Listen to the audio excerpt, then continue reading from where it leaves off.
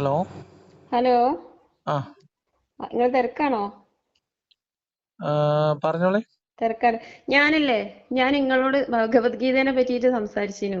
ഉം. അതിന്റെ പിന്നെ ഇത് ഞാൻ സ്ക്രീൻഷോട്ട് എടുത്തിട്ട് നിങ്ങളെ വാട്സപ്പിൽ വിട്ടെന്നില്ല, നിങ്ങളത് കണ്ടിട്ടില്ലല്ലേ? എന്റെ ഫോണൊക്കെ എന്തോ കംപ്ലൈന്റ് ആയിരുന്നു, ഡിസ്പ്ലേ ഉണ്ടായില്ല. അപ്പൊ ശരിയാക്കിയിട്ടുള്ള പഴയ മെസ്സേജ് ഒക്കെ പോയിട്ടുണ്ടാവും. ഭഗവത്ഗീതയിൽ എന്താ പഴയതല്ല, നിങ്ങൾ ഞാനിപ്പോ കണ്ടത്? രണ്ട് ദിവസമായിട്ടുള്ളൂ വിട്ടിട്ട്. ഇന്നലെ ഫോൺ ശരിയാക്കിയുള്ളൂ. ആ എന്തായിരുന്നു ഭഗവത്ഗീതയില്? ഞാനന്ന് നിങ്ങൾ എന്നോട് ചോദിച്ച് പിന്നെ അള്ളാനെ പറ്റി ഒരു ഗീതയിൽ പറയുന്നുണ്ടോന്ന് ചോദിച്ചു നിങ്ങള്. അള്ളാഹിനെ ഞാൻ പറ്റിട്ടോ? നിങ്ങള് മുഹമ്മദിനെ പറ്റിട്ടില്ല പറഞ്ഞ? നബിനെ പറ്റി അത് ഇതും നിങ്ങൾ ചോദിച്ചു, പക്ഷെ ഞാൻ നിങ്ങള് വിട്ട വീഡിയോ ഞാൻ കണ്ട്, അതിൽ ഞാൻ നിങ്ങൾ ഈ പറഞ്ഞത് അതൊന്നുമില്ല. ഭഗവത്ഗീതയില് ഉള്ള കാര്യങ്ങള്, ദൈവത്തെ കുറിച്ച് സങ്കല്പങ്ങളില് സമാനതകൾ എല്ലാ മതങ്ങളിലും നിങ്ങൾ ഉണ്ടാവും. എന്നോട് നിങ്ങൾ എന്നോട് പറഞ്ഞ് ആ പിന്നെ നബിനെ പറ്റിയിട്ടും പറഞ്ഞിട്ടുണ്ട് ഞാന്. പക്ഷെ നബിനെ പറ്റി ഗീതയിലല്ല പറഞ്ഞത്. അത് എനിക്കൊരു വായിച്ചു കൊടുത്ത് തെറ്റിയ മറ്റേ ആ ഭവിഷ്യപുരാണം എന്ന് പറയുന്ന ആ അതിലാണ് ഈ അള്ളാഹിനെ പറയുന്നത്. പറ്റിയിട്ട് നിങ്ങൾക്ക് മനുസ്മൃതിയില്, ഇസ്ലാമിലുള്ള അതേ സാധനം മനുസ്മൃതി കാണിച്ചാട്ടെ, നിങ്ങൾ മനുസ്മൃതി അംഗീകരിക്കുവോ? കുറെ അംഗീകരിക്കും. കുറെ മനുസ്മൃതി അംഗീകരിക്കും നിങ്ങള്? അല്ല, ഞാൻ കുറെ അതെന്താ അപ്പൊ പറഞ്ഞെന്ന് അതാ പറഞ്ഞ, പറഞ്ഞാല്, നമ്മളൊരു കാര്യത്തിനെ എല്ലാ നിങ്ങൾ ഈ പരിഗണിക്കുന്നത്. മേലെ നോക്കൂ, കയറി പറയല്ലേ. അങ്ങനെ മേലെ നിങ്ങളില്ലേ, പറയല്ലേ. ഞാൻ പറയണത് എന്താ വെച്ചാല്, ഒരു നിങ്ങളെ പറ്റി കാര്യത്തിന് ഞാനൊരു ഒരു കാര്യം ഞാൻ മനസ്സിലാക്കി. ഒരു പോയിന്റ് ഞാൻ ഞാൻ നിങ്ങളെ പറയട്ടെ. പറ്റി ഒരു കാര്യം മനസ്സിലാക്കി. പറയ്. ഞാൻ നിങ്ങളെ പറ്റി ഒരു കാര്യം, നിങ്ങൾ സംസാരിക്കാൻ കുറച്ച് കഴിവുള്ള ആളാ. പിന്നെ കുറച്ച് താങ്ക് യു. കഴിവുള്ള ആളാ. അപ്പൊ നിങ്ങൾ പറയാൻ ഒരു അവസരം നിങ്ങൾ എന്നാ അങ്ങോട്ട് പറഞ്ഞോളി, ഒന്നാണ് പറഞ്ഞോളി, തരുന്നില്ല നിങ്ങള്. കേക്കട്ടെ. ഏഹ് നിങ്ങൾ പറഞ്ഞോളി, ഞാൻ കേക്കാം. ആ നിങ്ങൾ എന്നോട് ചോദിച്ചത്, ഞാൻ നിങ്ങളോട് പറഞ്ഞിരുന്നു പൂർവ്വ ഗ്രന്ഥങ്ങളിലൊക്കെ ഖുർആൻ പടച്ചോനെ പറ്റി പറയുന്നുണ്ട്, അള്ളാഹിനെ പറ്റിയിട്ട് സൃഷ്ടാവിനെ പറ്റിയും പറയുന്നുണ്ട് എന്ന് പറഞ്ഞു. അപ്പൊ നിങ്ങൾ എന്നോട് വേഗം എടുത്ത വഴിക്ക് ചോദിച്ച് അള്ളാഹിനെ പറ്റി ഗീതയിൽ പറയുന്നുണ്ട്. ഗീതനെ പറ്റി പരാമർശിച്ചപ്പോഴാണ് അത് നിങ്ങൾ എന്നോട് ചോദിച്ചത്, ഗീതയിൽ അള്ളാഹിനെ പറ്റി പറയുന്നുണ്ടോ എന്ന് ചോദിച്ചു. അള്ളാഹു അപ്പൊ എന്ന ഞാൻ പറഞ്ഞു പരാമർശം ഉണ്ടോ പറയുന്നുണ്ട് എന്നാണ് എന്ന് പറഞ്ഞു. ചോദിക്കുന്നത്. ഏഹ് എന്തൊക്കെയാ നിങ്ങൾ പറയണത്? എങ്ങനെ? എന്തറിയോ, നമുക്ക് സംസാരിക്കാനുള്ള കഴിവ് മാത്രമായിട്ട് കാര്യമില്ല, സത്യസന്ധമായിട്ട് സംസാരിക്കാനുള്ള ഒരു മനസ്സുകൂടി വേണം. അതാണ് ഞാൻ നിങ്ങളോട് അല്ല, പറഞ്ഞത്. എനിക്ക് ആ അതാണ് നിങ്ങളോട് സത്യസന്ധത പറയണേ. അത്ര തന്നെ അങ്ങോട്ട് അതാണ് തോന്നിയിട്ടില്ല. ഞാൻ പറയണേ. ഇപ്പൊ സംസാരിക്കാൻ നോക്കൂ കഴിവുണ്ട് നോക്കൂ നിങ്ങൾക്ക് നല്ല. നോക്കൂ നോക്കൂ. അള്ളാഹു, ഉം, അതാ ഞാൻ നിങ്ങളോട് പറയണത്. നിങ്ങൾ മനസ്സിലാക്കേണ്ട ഉം, കാര്യം, ഉം. അള്ളാഹുവിനെ കുറിച്ച് പിന്നെ ഗീതയിൽ പരാമർശം ഉണ്ടോ? നിങ്ങള് വാട്സപ്പ് ഇപ്പോഴും ശരിയാക്കിയിട്ടില്ല നിങ്ങൾ ഫോണ്? പറഞ്ഞോളി. ഞാൻ അതിലേക്ക് വിട്ട് തന്നിട്ടുണ്ട്. നിങ്ങളൊന്ന് പറഞ്ഞോളി. നിങ്ങൾക്ക് മനസ്സിലായത് നിങ്ങൾ വിശദീകരിച്ചോളി, കേൾക്കാൻ ഞാൻ തയ്യാറാണ്. ഇതപ്പൊ ഞാൻ പറഞ്ഞുതരാം, ഒറ്റ മിനിറ്റ്. ഇതാ ഞാൻ എടുത്തിട്ടുണ്ട്, ഉം, പറയാം. ഞാൻ നിങ്ങളെ ഫോണിലേക്ക് ഞാനത് ഉം. സ്ക്രീൻഷോട്ട് വിട്ട് അതിന് തന്നിട്ടുണ്ട്. മുൻപ് അള്ളാഹു എന്ന് പറയുന്നത് ദൈവത്തിന്റെ നാമല്ലേ? അള്ളാഹുവിന്റെ യഥാർത്ഥ നാമം എങ്ങനെ? അള്ളാഹുവിനെ അള്ളാഹു വിളിക്കുന്നത് അള്ളാഹു എന്നല്ലേ? അള്ളാഹ് അത് അറബിയില്. അള്ളാഹുവിനെ അള്ളാഹു വിളിക്കുന്നത് അള്ളാഹു എന്നല്ലേ? അള്ളാഹുവിനെ അള്ളാഹു എന്ന് വിളിക്കുന്നത് അള്ളാഹു അള്ളാഹു തന്നെ വിളിക്കും, അള്ളാഹു സ്വന്തം വിളിക്കുന്നല്ലോ. അള്ളാഹുവിനെ പേരായിട്ട് പരാമർശിച്ചിട്ടുള്ള അള്ളാഹു എന്നല്ലേന്ന്? ഞാൻ എന്ന് പ്രൈമറി നെയിം. വിളിക്കുന്നു, ഞാൻ എന്ന് കുറെ വാക്കിൽ പറയുന്നു, കുറെ സ്ഥലത്ത് പറയുന്നുണ്ടല്ലോ ഞാൻ എന്ന്. ഞാൻ എന്ന് പറയും. ഇപ്പൊ എന്റെ പേര് ലിയാക്കത്താണ്, ഞാൻ എന്ന് പറയും. അതുകൊണ്ട് എന്റെ ഉം. പേര് ഞാനാവൂലല്ലോ, ലിയാക്കത്തിനല്ലേ? അള്ളാഹുവിനെ അള്ളാഹു എന്ന് വിളിക്കുന്ന അള്ളാഹു തന്നെ അല്ലേന്ന്. അള്ളാഹുവിനെ അള്ളാഹു പിന്നെ പറഞ്ഞിട്ടുള്ള പേര്, ഉം. അള്ളാഹുവിനെ പരിചയപ്പെടുത്തി തരുന്നത് പരിചയപ്പെടുത്തിയ നാമം അള്ളാഹു എന്നല്ലേ? സൃഷ്ടികളിൽ സൃഷ്ടികർത്താവ് എന്ന് പറയുന്നുണ്ട്, സൃഷ്ടാവ് എന്ന് പറയുന്നുണ്ട്, കാരുണ്യവാൻ എന്ന് പറയുന്നുണ്ട്. ഈ അപ്പൊ 99 ഇങ്ങനെ നാമങ്ങളുണ്ട്. ഈ 99 നാമങ്ങളുടെ അർത്ഥം വരുന്ന ഏത് വാക്ക് ഉം. ഏത് ഭാഷയിൽ ഏത് പുസ്തകത്തിൽ ഉണ്ടെങ്കിലും അതൊക്കെ അള്ളാഹുവിനെ കുറിച്ചാണ്, അങ്ങനെയല്ലേ? ആ, അള്ളാഹുവിനെ പരിചയപ്പെടുത്തുന്നത് കാരുണ്യവാൻ. അപ്പൊ പിന്നെ കാരുണ്യവാൻ എന്നൊരു വാക്ക് ഏതെങ്കിലും ഒരു പുസ്തകത്തിൽ ഉണ്ടെങ്കിൽ അത് അള്ളാഹുവിനെ കുറിച്ചാണ്, അങ്ങനെയല്ലേ? നിങ്ങളെ കളിയാക്കൽ എനിക്കിപ്പം അല്ല, മനസ്സിലായി. അങ്ങനെയാണോ? അങ്ങനെയല്ല ഞാൻ നിങ്ങൾ പറഞ്ഞത്. ഗീത അല്ല അല്ല വായിച്ചോളി, അല്ല അല്ല കേൾക്കാം. ഞാൻ ഗീത അധികം പഠിച്ചിട്ടില്ല, നിങ്ങൾ വായിച്ചോളി, ഞാൻ കേൾക്കാം. അല്ല, നിങ്ങൾ എന്നോട് പറഞ്ഞ് ഗീതനെ പറ്റി പരാമർശിക്കേണ്ടത് വ്യാഖ്യാനിക്കേണ്ട നിങ്ങളല്ലല്ലോ, നിങ്ങൾ ഏത് അർത്ഥം വെച്ചിട്ട് അത് അല്ല, വ്യാഖ്യാനിച്ചതെന്നൊക്കെ നിങ്ങൾ നിങ്ങൾ എന്നോട് പറഞ്ഞോളിന്നേ. ചോദിക്കുന്നുണ്ട്. നിങ്ങൾ പറഞ്ഞോളി, ഞാൻ കേൾക്കാൻ അല്ല, തയ്യാറാണ്. നിങ്ങളൊന്ന് നിങ്ങൾ വിശദീകരിച്ചോളി. അങ്ങനെയൊക്കെ എന്നോട് ആ സംശയം ചോദിക്കുന്നുണ്ട്. ചോദിച്ചതാണ്. അതായത് അള്ളാഹു എന്ന് പറയുന്നത് അള്ളാഹു എന്ന് ഉം, തന്നെ വേണം. ഉം, ഇപ്പൊ പണ്ടൊരാൾ എന്നോട് ഭവിഷ്യപുരാണത്തെ കഥ പറഞ്ഞിട്ട്, അല്ല ബൈബിളത്തെ കഥ പറഞ്ഞു തന്നപ്പോ വേറെ പേര് പറഞ്ഞു. പിന്നെ ഈ ഭവിഷ്യപുരാണില് മഹാമത എന്ന് പറയുന്ന സാധനം ഉണ്ടല്ലോ. അത് ഞാനാ പറഞ്ഞു അല്ല, നിങ്ങളോട്. അത് നിങ്ങളൊന്നുമല്ല, അത് കുറെ കാലമായിട്ട് നമ്മളിതൊക്കെ ചെറിയ പ്രായം തൊട്ട് കേട്ടുപിടിക്കുന്ന സാധനല്ലേ. ആ ആ ഇപ്പൊ പഠിച്ച് അതൊക്കെ പഠിച്ച് തല അതൊക്കെ തിരിഞ്ഞ പോലെ അതൊക്കെ മനുഷ്യരുടെ കൈകടത്തലുകളാണ് എന്ന് ഉണ്ട്, ആ ഗ്രന്ഥത്തിന്റെ കൈകടത്തലുകളുണ്ട്. ആൾക്കാർ തന്നെ സമ്മതിക്കുന്നുണ്ട്. പിന്നെ ഇപ്പൊ നമുക്ക് എന്ത് ചെയ്യാൻ പറ്റും? ഗ്രന്ഥത്തിന്റെ ആൾക്കാർ ഖുർആന് കൈകടത്തിന്ന് ഭവിഷ്യപുരാണത്തില്, ഖുർആന്റെ ആൾക്കാർ ഹൈന്ദവ പറയുന്നുണ്ടോ? പുരാണങ്ങളില് മനുഷ്യന്മാരുടെ കൈകടത്തൽ ഉണ്ടായിട്ടുണ്ടാവൂലേ? അല്ല, ഖുർആന് ആ ഗ്രന്ഥത്തിന്റെ ആൾക്കാർ തന്നെ പറയുന്നുണ്ട് അതിൽ കൈകടത്തി എന്ന് പറയുന്നുണ്ട്. ഖുർആനിൽ കൈകടത്തി എന്ന് ഖുർആന്റെ ആൾക്കാർ മുസ്ലിങ്ങൾ പറയുന്നുണ്ടോ? പറയണ്ട, അല്ലാതെ നമുക്കറിയാലോ. കൈകടത്തിക്കല്ലേ? എന്നെന്താ മനുഷ്യന്മാരുടെ കൈകടത്തിക്ക് കൈക്രിയാണ് ഖുർആൻ, എന്താ കഥ? കൈകടത്തിക്ക് മനുഷ്യന്മാരുടെ കൈക്രിയാണ്, കൈ കടത്തല്ല, കൈക്രിയാണത്. മനുഷ്യന്മാരെ കൈകൊണ്ടുണ്ടാക്കിയ സാധനം. അത് ക്രോഡീകരിച്ചത് അല്ല തന്നെയാണ് ക്രോഡീകരിച്ചത്, മനുഷ്യന്റെ കയ്യിലൂടെ അതൊക്കെ ക്രോഡീകരിച്ചത്. നമുക്ക് അത്രേ ഉള്ളൂ. പറയാം, ക്രോഡീകരണത്തിലേക്ക് വരാം. നിങ്ങൾ ഇതൊന്ന് പറയും, ആ ഭഗവത്ഗീതയുടെ ഭാഗം ഒന്ന് വിശദീകരിക്കുക കേട്ടെ. ഗീതന്റെ ഭാഗം പിന്നെ അതിൽ കൊടുത്തത് കവികൾക്ക്, അതായത് ജ്ഞാനികൾക്ക് പിന്നെ സങ്കല്പിക്കാൻ കഴിയാത്ത അത്രയും കാലം, അത്രയും അങ്ങ് പുരാതനം, അങ്ങോട്ട് പറയാണ്, കാലം എന്ന് പറയുന്നില്ല, അങ്ങോട്ട് പോവുകയാണ്. അത്രയും കാലം പിന്നെ കവികൾക്ക് സങ്കല്പിക്കാൻ കഴിയാത്ത കാലം, പിന്നെ 1000 സൂര്യന്മാർ ഉദിച്ച 1000 സൂര്യനേക്കാൾ ശോഭയുള്ള പ്രകാശമുള്ള നൂറുൻ അലാ നൂറിന് ഖുർആൻ വിശേഷിപ്പിച്ച ആ സംഭവമാണത്. പിന്നെ ഇങ്ങനെയുള്ള പിന്നെ പടച്ചവനെ സൃഷ്ടാവിനെ പറ്റിയിട്ടാണ് പിന്നെ ഗീതയിൽ പറഞ്ഞിട്ടുള്ളത്. അത് സംസ്കൃതത്തിലാണ്. ഞാൻ അത് ഞാൻ നിങ്ങളെ വാട്സപ്പിലേക്ക് ഞാൻ വിട്ടു തന്നിട്ടുണ്ട്. കാരണം നിങ്ങൾ എന്നോട് പറഞ്ഞോളി, എനിക്ക് മാത്രം സ്വകാര്യം പറഞ്ഞതിന്റെ കാര്യമില്ലല്ലോ, ഇത് മാലോകരെ അറിയേണ്ട കാര്യമില്ല. നിങ്ങൾ പറഞ്ഞോളി, ധൈര്യമായിട്ട് പറഞ്ഞോളി. ഞാൻ കേട്ടിരിക്കല്ലേ. സംസ്കൃതത്തിന്റെ ശ്ലോകം കൂടി പറഞ്ഞിട്ട് അർത്ഥം വിശദീകരിച്ചോളി.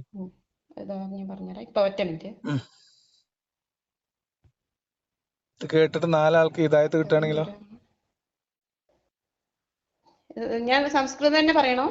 പറഞ്ഞോടി, നിങ്ങളിപ്പോ എന്തായാലും.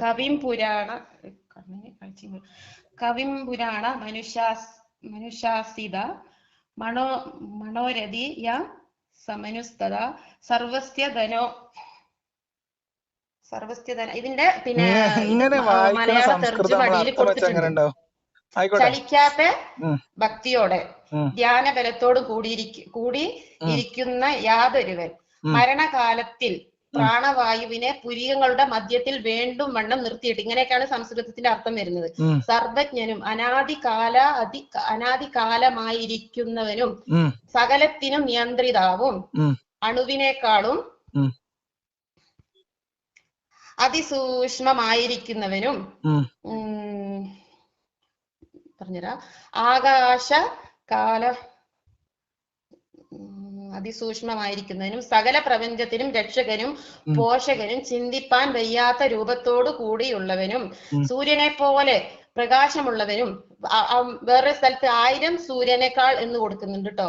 പ്രകൃതിയെ അജ്ഞാനത്തെ അതായത് മായയെ അതിക്രമിച്ചവനുമായ പരമാത്മാവിനെ ഇവിടുത്തെ സ്മരിക്കുന്നുവോ അവൻ ദിവ്യനായ പ്രകാശരൂപനായ ആ പരമാത്മാവിനെ പ്രാപിക്കുന്നു. ഇതൊരു വിശ്വാസിനെ പറ്റിയിട്ട് പറയുന്നതാണ്. എങ്ങനെയുള്ളതാണ് ആ വിശ്വാസി കാണുന്ന സൃഷ്ടാവിനെ പറ്റിയാണ് ഈ പരാമർശിക്കുന്നത്. ഇത് ഈ സൃഷ്ടാവ് എന്ന് പറഞ്ഞാൽ പിന്നെ അള്ളാഹു അല്ലാതെ പിന്നെ ആരാ? സൃഷ്ടാവ് അള്ളാഹു. ഇത് പറയുന്നത് ഗീതയാണ്. ഗീതയില് അറബിയിലല്ല അള്ളാഹു എന്നുള്ള വാക്ക് വരുന്നത്. ഇത് ഗീതയാണ്. എന്റെ പേര് ആയിക്കോട്ടെ, വെറുതെ ഒരു പേര് പറയും, ഒരു തൂലികാനാമം പറയും. തൂലികാനാമം നിങ്ങളെ ഒറിജിനൽ പേര് പറയണ്ട, നിങ്ങളൊരു തൂലികാനാമം പറഞ്ഞോളി. ഇത് ഗീതയാണ്. സൃഷ്ടാവ് പരമാത്മാവ് പിന്നെ എന്നൊക്കെയാണ്. വിശേഷണങ്ങളല്ലേ? വിശേഷണങ്ങളല്ലേ? ഖുർആനി വിശേഷിപ്പിക്കുന്നതാണ്. അള്ളാഹും റഹ്മാനും റഹീമെന്നും മാലിക് മുൽക്ക് ജബ്ബാർ. ഞാന് ഭഗവത് പിന്നെ ഇതിന്ന്, അതായത് നമ്മുടെ എന്തായാലും പറയാ മനുസ്മൃതിയിൽ നിന്ന് കുൽഹു അല്ലാഹു അഹദ് അല്ലാഹു സമദ് തുല്യമായിട്ടുള്ള വാക്കുകളാണ് ഇത്. പറയട്ടെ, മനുസ്മൃതി ഞങ്ങൾക്ക് കുൽഹു അല്ലാഹു അഹദ് അല്ലാഹു സമദ് ലം യലിദ് വലം യൂലദ് കാണിച്ചേ. കുൽഹു അല്ലാഹു അതുണ്ട്, ഞാൻ ഇല്ലാന്ന് പറയുന്നില്ല, ഉണ്ടല്ലോ. നിങ്ങൾ മനുസ്മൃതി അംഗീകരിക്കോ? അംഗീകരിക്കും. ഇനി നിങ്ങൾ ശ്രദ്ധിച്ചു കേട്ടോളി. മനുഷ്യന് പ്രപഞ്ചം ഉണ്ടായ കാലം തൊട്ട് എന്നല്ല, മനുഷ്യര് ഈ തരം ചിന്തകളിലേക്ക് കടന്ന കാലം തൊട്ട് ദൈവികമായ കാര്യങ്ങൾക്ക് പലതരം ഭാവനകൾ ഉണ്ടായിട്ടുണ്ട്. അതിപുരാതനമായിട്ടുള്ള ദൈവിക ഭാവനകൾ പലതുണ്ട്. പലതരം. പറയട്ടെ, നിങ്ങൾ എന്തിനാ ഇങ്ങനെ? നിങ്ങൾ പറഞ്ഞപ്പോ ഞാൻ മുഴുവൻ കേട്ടില്ലേ? നിങ്ങൾ കേട്ടോളി. പലതരം ഭാവനകളുണ്ട്. ഈ പല ഭാവനകൾ സമന്വയിപ്പിച്ച് വേറെ പിന്നെ മിക്സഡ് ആയിട്ടുള്ള പുതിയ സങ്കര ഇനം ദൈവസങ്കല്പങ്ങളും ഉണ്ടായിട്ടുണ്ട്. അങ്ങനെ ഉണ്ടായതിൽ വെച്ച് ഏറ്റവും ഹൈബ്രിഡ് സങ്കര ഇനം ദൈവമാണ് അള്ളാഹു. അതിലുള്ളതാണ് അതിനുമായി ബന്ധപ്പെട്ടുണ്ടായി വന്നിട്ടുള്ളതാണ് ഇസ്ലാം. ഈ ഇസ്ലാമിന്റെ നിയമങ്ങൾ എടുത്തു കഴിഞ്ഞാല് നിങ്ങൾക്ക് പുരാതന ഗ്രീക്കിൽ നിന്നുള്ളതും ബൈബിളിൽ നിന്നുള്ള കഥയും ഇന്ത്യൻ ഫിലോസഫിയിൽ നിന്നുള്ള തത്വങ്ങളും എല്ലാം ഞാൻ അതാ പറഞ്ഞ മനുസ്മൃതിയിലുള്ള സാധനം കുൽഹു അല്ലാഹു അല്ലാഹു സമദ് ലം യലിദ് അതേപോലെ എഴുതി വെച്ചിട്ടുണ്ടെന്ന്. മനുസ്മൃതി എന്തായാലും ഖുറാന്റെ മുമ്പുള്ളതാണല്ലോ, അതിന് സംശയമൊന്നുമില്ല നിങ്ങൾക്ക്. അപ്പൊ അത് ഖുർആനിന്റെ അത്ഭുതത്തെ അല്ല മനസ്സിലാക്കി തരുന്നത് നമുക്ക്. ഒന്നാമത്തെ പോയിന്റ്. രണ്ടാമത്തെ പോയിന്റ് പറയട്ടെ. രണ്ടാമത്തെ, അപ്പൊ ദൈവത്തെ കുറിച്ചുള്ള അതുവരെയുള്ള ലോകവീക്ഷണങ്ങളിൽ നിന്ന് ഒരു പുതിയ മതം ഉണ്ടാക്കുന്ന ആളെ സംബന്ധിച്ച് അയാൾക്ക് ബോധ്യമുള്ള, അയാൾക്ക് അട്രാക്റ്റീവ് ആയിട്ട് തോന്നുന്ന കാര്യങ്ങളൊക്കെ സമന്വയിപ്പിച്ച് പറയും. ഓക്കെ, അതിൽ അത്ഭുതമൊന്നും ഇല്ലാന്ന്. കാരണം ആ അറിവുകൾ അതിന് മുൻപുള്ളതാണേ, ഇവിടെ ഉള്ളതാണ്. അപ്പൊ അതൊരു പുതിയ അറിവല്ല. അത് തുടർച്ചയാണ്. ഈ ദൈവങ്ങളെല്ലാം ഞാൻ പറഞ്ഞ അള്ളാഹു എന്ന് പറയുന്ന ദൈവത്തെ മുൻനിർത്തിയിട്ടുള്ള ഇസ്ലാം എന്ന് പറയുന്നത് ഒരു ഹൈബ്രിഡ് സങ്കര ഇനം സാധനമാണ്. അതിൽ ഇനി ഞാൻ പറഞ്ഞു തരുന്ന കാര്യം എന്താന്ന് വെച്ചാൽ, ഇങ്ങനെയല്ല നമ്മളൊരു മതത്തെ പറയട്ടെ ഞാൻ ഒരു പോയിന്റ് കൂടി പറയട്ടെ, അത് കഴിഞ്ഞിട്ട്. ഇപ്പൊ നമ്മൾ ദൈവത്തെ കുറിച്ചാണ് പറയുന്നത്. അപ്പൊ ദൈവവിശ്വാസം, ദൈവത്തിന്റെ പേര് എന്ന് പറഞ്ഞത്, പിന്നെ അള്ളാഹു, മുഹമ്മദ് എന്നൊക്കെ ഉള്ളത്, ഈ മുഹമ്മദിന്റെ എല്ലാ കാര്യങ്ങളും വിശദമായിട്ട് അള്ളാഹുവിന്റെ പേര്, പിന്നെ വിട്ടുപോകാതിരിക്കേണ്ട കാര്യം അള്ളാഹുവിന്റെ പേര്. അള്ളാഹുവിനെ അള്ളാഹു ഖുറാനിൽ പരിചയപ്പെടുന്ന അള്ളാഹു എന്നാണ്. ഓക്കെ, പിന്നെ അള്ളാഹുവിന്റെ കഴിവുകളും വിശേഷണങ്ങളും അള്ളാഹു വേറെ വിശദീകരിച്ചിട്ടുണ്ട്. അത് വിശേഷണങ്ങളാണ്. അള്ളാഹുവിന്റെ നാമമായിട്ട് ഖുറാൻ ഉപയോഗിച്ചിട്ടുള്ള അള്ളാഹു എന്നാണ്. ദാറ്റ് മീൻസ് അള്ളാഹു എന്നാണ് പേര്. ഇപ്പൊ നിങ്ങളെ പേര് ഫൗസിയ എന്നാണ് എന്ന് സങ്കല്പിക്കാം. നിങ്ങളെ പേര് ഇംഗ്ലീഷിൽ ഫൗസി തന്നെയാണ്, ഹിന്ദിയിൽ ഫൗസി തന്നെയാണ്, തമിഴിൽ പോയാലും നിങ്ങൾ ഫൗസി തന്നെയാണ്. പേര് ഫൗസിയാണ്. ബാക്കി സംസാരമൊക്കെ നമുക്ക് മാറാം, പക്ഷെ പേര്. ഇനി അള്ളാഹു എന്ന ദൈവനാമം അറബിയിലുള്ള ഖുർആനിലൂടെ അല്ലാതെ, ആ അറബികൾ അതിന്റെ മുമ്പ് ദൈവത്തിന് അള്ളാഹു എന്ന് പറഞ്ഞിട്ടുണ്ട് എന്നതിനപ്പുറത്തേക്ക് നിങ്ങൾ ഈ പറയപ്പെടുന്ന ഏതെങ്കിലും ഒരു വേദഗ്രന്ഥത്തിലോ ഏതെങ്കിലും ഒരു ദൈവികമായ സങ്കല്പത്തിലോ അള്ളാഹു എന്ന പേരില്ല. ബൈബിളിലില്ല, തോറയിലില്ല, മനസ്സിലായോ? മൂസ, ഈസ ഇതുവരെ ഒന്നും അള്ളാഹുവിനെ വിളിച്ച് പ്രാർത്ഥിച്ചതിന് ഖുർആൻ പറഞ്ഞതല്ലാത്ത തെളിവില്ല. എനിക്ക് അതിന്റെ മറ്റേ സംഭവം ഒന്നും കിട്ടൂലല്ലോ. ആ പേര് മലയാളത്തിലേക്ക് തർജ്ജമ ചെയ്യുമ്പോഴും അവര് ദൈവത്തിന്റെ പേര് യാഹുവാന്ന് അതേപോലെ തന്നെ എഴുതി വെച്ചിട്ടുണ്ട്. പേര് മാറ്റിയിട്ടില്ല, ബാക്കി അർത്ഥം മലയാളത്തിൽ എഴുതുള്ളൂ. ഇപ്പൊ അബൂബക്കർ അങ്ങാടി പോയി പറഞ്ഞാൽ അബൂബക്കറിന് ഏത് ഭാഷയിലും അബൂബക്കർ തന്നെ പറയണം. എന്നിട്ട് അങ്ങാടി പോയി എന്ന് അവനവന് ഇഷ്ടമുള്ള ഭാഷയിൽ പറയാം. അതാണല്ലോ ഒരു നാമം ഉപയോഗിക്കുന്നതിന്റെ ഒരു ഉദ്ദേശം. അപ്പോ ഞാൻ രണ്ടാമത്തെ പോയിന്റ്, ഇത് ഉണ്ടായി വന്നിട്ടുള്ളത്, നമ്മൾ ഇതൊക്കെ സംസാരിക്കുന്ന എന്തിന്റെ അടിസ്ഥാനത്തിലാണ്? ഒരു മതം, ഒരു വ്യവസ്ഥിതി, ഒരു നിയമസംഹിത എന്നതിന്റെ പശ്ചാത്തലത്തിലാണ് ഇതൊക്കെ നമ്മൾ ചർച്ചക്കെടുക്കുന്നത്.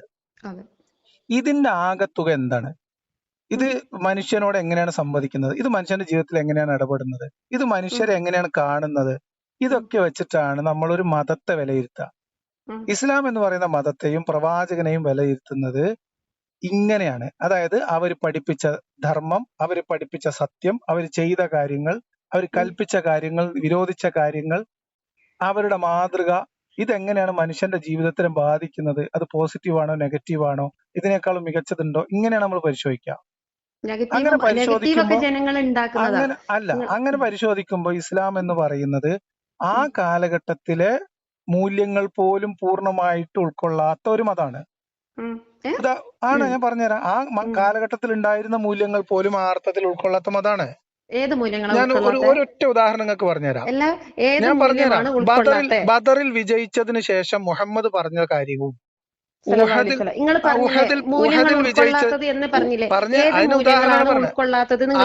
അതിന്റെ ഉദാഹരണമാണ് പറയണേ. ബദർ വിജയാനന്തരം, യുദ്ധാനന്തരം മുഹമ്മദ് നബി ചെയ്ത കാര്യങ്ങളും പറഞ്ഞ കാര്യങ്ങളും ഇസ്ലാമിക ചരിത്ര ഗ്രന്ഥങ്ങളിൽ, ഹദീസുകളിൽ ഉൾപ്പെടെയുണ്ട്. അതേ ഹദീസുകളിൽ തന്നെ അബൂ സുഫിയാൻ എന്ന് പറയുന്ന ഖുറൈശി നേതാവ് ഉഹദിലെ വിജയാനന്തരം നടത്തിയിട്ടുള്ള പരാമർശങ്ങളും എഴുതി വെക്കപ്പെട്ടിട്ടുണ്ട് ഇതേ ഇസ്ലാമിന്റെ ഗ്രന്ഥങ്ങളില്. ഇത് രണ്ടും താരതമ്യം ചെയ്യുമ്പോ നമുക്ക് കാര്യം കൂടി അവിടെ ഉണ്ട്. ഇല്ല, പറയട്ടെ. ഇത് ഞങ്ങൾക്ക് അത് പറഞ്ഞുതരും കൂടി ചെയ്യാം എന്താന്ന്. അതായത് ബദറില് ആളുകളെ കാളാമ്പുളം വെട്ടി മരിച്ചു കഴിഞ്ഞിട്ട് ഡെഡ് ബോഡികളെ പോലെ അംഗവിച്ഛേദം നടത്തിയിട്ടുണ്ട് ബദറില്. നിങ്ങൾക്ക് അറിയാത്ത ചരിത്രമല്ല, മനസ്സിലായോ? ബിലാലിൽ നിന്ന് വാശി പിടിച്ചിട്ട് ഒരുത്തനെ 4 ഭാഗം നിന്ന് വെട്ടി, മനസ്സിലായോ? അപ്പം ഇതിനൊക്കെ കഴിഞ്ഞതിന് ശേഷം ആ മൃതദേഹങ്ങളെ ഒരു പൊട്ടക്കിണറ്റിലേക്ക് വലിച്ചു വാരിയിട്ടു, അല്ലെ? മരിച്ചു പറഞ്ഞു തരാം. ഈ മൃതദേഹങ്ങളെ പിന്നെന്താ ചെയ്യാ? എന്താന്നും കൂടി പറയും. അതെന്താ ചെയ്യണ്ടേ? അന്ന് എന്താ ചെയ്യാതെ? നമ്മൾ ശത്രു ആണെങ്കിലും മരിച്ചു കഴിഞ്ഞാൽ മനുഷ്യനോട് കാണിക്കുന്ന ഒരു മര്യാദ അല്ലേ ഡെഡ് ബോഡിനോട് കാണിക്കുന്ന മര്യാദ?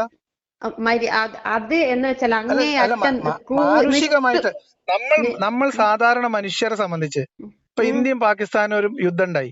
ഒരു പാകിസ്ഥാൻ പട്ടാളക്കാരൻ ഇന്ത്യൻ മണ്ണിൽ മരിച്ചാല് ഇന്ത്യൻ മിലിറ്ററി എങ്ങനെയാണ് അല്ലെങ്കിൽ ഇന്ത്യ രാജ്യം എങ്ങനെയാണ് പാകിസ്ഥാനെ ഡെഡ് ബോഡി കൈമാറുന്നത്? ഒരു ലോകത്തിനൊരു ക്രമല്ലേ? അല്ല അല്ല പറഞ്ഞുതരാ കംപ്ലീറ്റ് ആയിട്ടില്ല. ഞാൻ പറഞ്ഞത് അവിടെ മുഹമ്മദിന്റെ ഒരു ആറ്റിറ്റ്യൂഡ് ഉണ്ട്. അതായത് ഈ പൊട്ടക്കിണറ്റിലേക്ക് വലിച്ചിട്ടതിന് ശേഷം മുഹമ്മദ് ആ കിണറിൻ കരയിൽ നിന്ന് നടത്തുന്ന ചില പരാമർശങ്ങളുണ്ട്. നിങ്ങൾ കേട്ടിട്ടില്ലേ? സംസാരിക്കുന്നത് ആരോട്? ഈ മൃതദേഹം സംസാരിക്കല്ല, അവരെ ആക്ഷേപിക്കുക. ആക്ഷേപിക്കല്ല, അത് ആക്ഷേപിക്കുക നിങ്ങൾ പറയുന്ന ഭാഷ. ഒരു മൃതദേഹങ്ങളെ വെല്ലുവിളിക്കുക, മനസ്സിലായി? ആക്രോശിക്കുക എന്നാ പറയാ, ആക്രോശിക്കാൻ, വെല്ലുവിളിക്ക്, ആക്ഷേപിക്കുക ഒന്നും അല്ല ചെയ്യുന്നത്. വിശ്വാസത്തെ അവിടെ പറഞ്ഞു ഇത് കൊടുക്കാണ്. കാരണം എനിക്ക് മാത്രം അറിയാവുന്ന. ഇപ്പൊ നിങ്ങൾക്ക് എന്ത് പറയാനുണ്ടെന്ന് ചോദിക്കാണ്. ഇപ്പൊ നിങ്ങൾക്ക് മനസ്സിലായില്ലേ എന്നാണ് ചോദിക്കുന്നത്. ഇനി നിക്ക് അല്ല, എന്താ നിങ്ങൾ ഇത് കേൾക്കുന്നവർ തീരുമാനിക്കട്ടെ. നമ്മളൊക്കെ മനുഷ്യരാണല്ലോ, നമ്മളൊക്കെ ബുദ്ധിയും വിവേകമുള്ള ആൾക്കാരാണല്ലോ. നമ്മളെ വിവേക ബുദ്ധി പണയം വെച്ചിട്ടല്ലല്ലോ നമ്മൾ ഒരു കാര്യം വിലയിരുത്തുന്നതും സംസാരിക്കുന്നതും. അപ്പോ ഇനി അബൂ സുഫിയാൻ ഉഹദില് 70 പേര് ബദറിൽ ഇവർ കൊലപ്പെടുത്തിയതിന് പകരമായി 70 പേര് കൃത്യം കൊലപ്പെടുത്തിയപ്പം അവർ തിരിച്ചുപോയി. തിരിച്ചു പോകുന്നതിന് മുൻപ് അബൂ സുഫിയാൻ ഉഹദിന്റെ രണാങ്കണത്തിൽ പറയുന്ന ഒരു സാധനമുണ്ട്. എന്താ അറിയോ? അതും ഇസ്ലാമിന്റെ ഗ്രന്ഥങ്ങളിലുണ്ട്. ഒരു യുദ്ധവും മറ്റൊരു യുദ്ധത്തെക്കാളും മികച്ചതല്ല. മനസ്സിലായോ? അബൂ സുഫിയാൻ മുസ്ലിം അല്ല. ഒരു യുദ്ധവും മറ്റൊരു യുദ്ധം കൊണ്ട് അബൂ സുഫിയാൻ ശരിക്കും മുസ്ലിം ആകുന്ന അത് മക്ക വിജയത്തിന് ശേഷമാണ്. അബൂ സുഫിയാൻ മുസ്ലിം അല്ല. നിങ്ങൾ പറഞ്ഞത് നന്നായി. മുസ്ലിം അല്ലാത്ത അബൂ സുഫിയാൻ, അതായത് നിങ്ങളെ ഭാഷയിൽ പറഞ്ഞ ജാഹിലിയത്തിന്റെ കാവൽക്കാരനായ കാവൽപടനായിട്ടുള്ള അബൂ സുഫിയാൻ വിളിച്ചു പറയാണ് ഒരു യുദ്ധവും മറ്റൊരു യുദ്ധത്തെക്കാളും നന്മ കൊണ്ടുവരില്ല. അതായത് യുദ്ധം ഒന്നിനൊരു പരിഹാരമല്ല വിളിച്ചു പറയാണ്. ഇനി കേട്ടോളൂ, ഇനി കേട്ടോളൂ. പരാജയമായിട്ട് വേണ്ടി ജയിച്ചു കഴിഞ്ഞതിന് ശേഷം പറഞ്ഞതാണ്. 70 പേരെ കൊന്നതിന് 70 പേരെ ബദറിൽ കൊലപ്പെടുത്തിയതിന് കൃത്യം 70 പേരെ ഉഹദിൽ കൊലപ്പെടുത്തി അല്ലെ? ഉഹദ് ശ്രോതാക്കളുടെ തന്നെ 70 അല്ലേ? അങ്ങനെ പരാജയപ്പെട്ടതിന് ശേഷം മുഹമ്മദ് നബി മരിച്ച പോലെ കടന്നു, അഭിനയിച്ചു, മിണ്ടരുത് പറഞ്ഞു, ഒളിച്ചിരുന്നു. ഇതൊക്കെ ചരിത്രത്തിലുള്ളതാണ്. എന്നിട്ട് ഇതൊക്കെ ചരിത്രമാണ്. നിങ്ങൾ വായിച്ചിട്ടില്ലെങ്കിൽ നിങ്ങൾ വായിച്ചാ മതി. എന്നിട്ട് നിങ്ങളെ കൂട്ടത്തിൽ മുഹമ്മദ് ഉണ്ടോ എന്ന് വിളിച്ചു ചോദിക്കുമ്പോ മുഹമ്മദ് മിണ്ടല്ലേ പറഞ്ഞ് മിണ്ടാതിരുന്നു. മനസ്സിലായോ?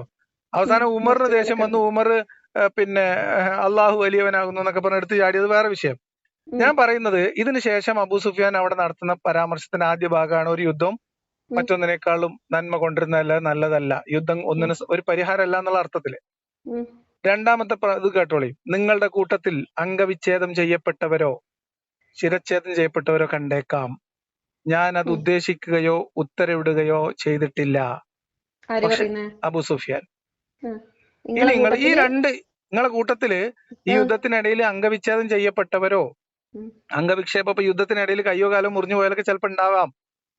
ഞാൻ അത് ഉദ്ദേശിക്കുകയോ ഉത്തരവിടുകയോ ചെയ്തിട്ടില്ല. യുദ്ധത്തിന്റെ നേതൃത്വം. മനസ്സിലായോ? അപ്പം ഈ അബൂ സുഫിയാനെയും പൊട്ടക്കിണറ്റിലേക്ക് ഡെഡ് ബോഡികൾ വലിച്ചു വാരിയിട്ടതിന് ശേഷം ഡെഡ് ബോഡികൾ നിങ്ങള് ബദർ യുദ്ധത്തിനെ പറ്റി നിങ്ങള് കിളി പറത്തിയ ബദർ യുദ്ധം കഥ എന്നൊക്കെ പറഞ്ഞ് നിങ്ങൾ യൂട്യൂബിൽ ഇട്ട ക്യാപ്ഷൻ ഇട്ടോട് വിട്ടൊക്കെ ഞാൻ കണ്ട്. നിങ്ങൾ അതിൽ പറഞ്ഞൊരു കാര്യമുണ്ട്, പിന്നെ ഖുറൈശികള് മുസ്ലിങ്ങളെ അന്നത്തെ നബിനെയും സഹാബത്തിനെയും അവിടുന്ന് മദീനയിലേക്ക് പോകാതെ അവരെ സംരക്ഷിച്ച് പോന്നവരാണ് എന്ന് പറഞ്ഞ ആളാണ് നിങ്ങള്. നിങ്ങൾ അന്ന് അത് പറഞ്ഞതാ. അത് പറഞ്ഞ ആളാണ്. അങ്ങനെ സംരക്ഷിച്ച് പോന്നിട്ടുണ്ടെങ്കിൽ എന്തിനാണ് അവര് ജനിച്ച് പിറന്ന് വീടും നാടും ഉറ്റവരെയും ഉടവരെയൊക്കെ ഉപേക്ഷിച്ചോലും മദീനയിലേക്ക് പലായനം ചെയ്യേണ്ട അവസ്ഥ വരുമോ? മുഹമ്മദിന് വരും. മുഹമ്മദിന് അവിടെ എന്തുകൊണ്ട് വരും വെച്ചാല് മുഹമ്മദിന് അവിടെ ആരാധിക്കാനുള്ള സ്വാതന്ത്ര്യം ഉണ്ടായാൽ പോരായിരുന്നു. മുഹമ്മദിന് മറ്റുള്ളവരുടെ ആരാധന നിർത്തണമായിരുന്നു. മറ്റുള്ളവരുടെ ആരാധന സ്വാതന്ത്ര്യം തടയണമായിരുന്നു. അത് പ്രബോധനാണ് അവിടെ നടക്കുന്നത്.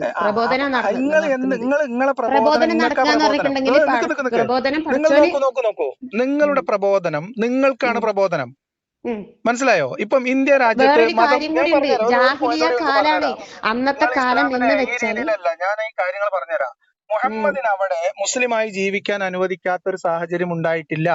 മുഹമ്മദിന് ഇഷ്ടമുള്ള രീതിയിൽ ആരാധനാ സ്വാതന്ത്ര്യം മക്കയിൽ ഉണ്ടായിരുന്നു. മക്കക്കാരുടെ വിഗ്രഹാരാധനാ കേന്ദ്രമായിരുന്ന കഅബയിൽ മുഹമ്മദിന്റെ പ്രാർത്ഥനകൾ നടത്തിയിരുന്നു. ആ വിഗ്രഹങ്ങളൊക്കെ കഅബയിൽ ഉണ്ടായിരിക്കെ മുഹമ്മദ് കഅബയെ തവാഫ് ചെയ്തിരുന്നു. ഇല്ലേ?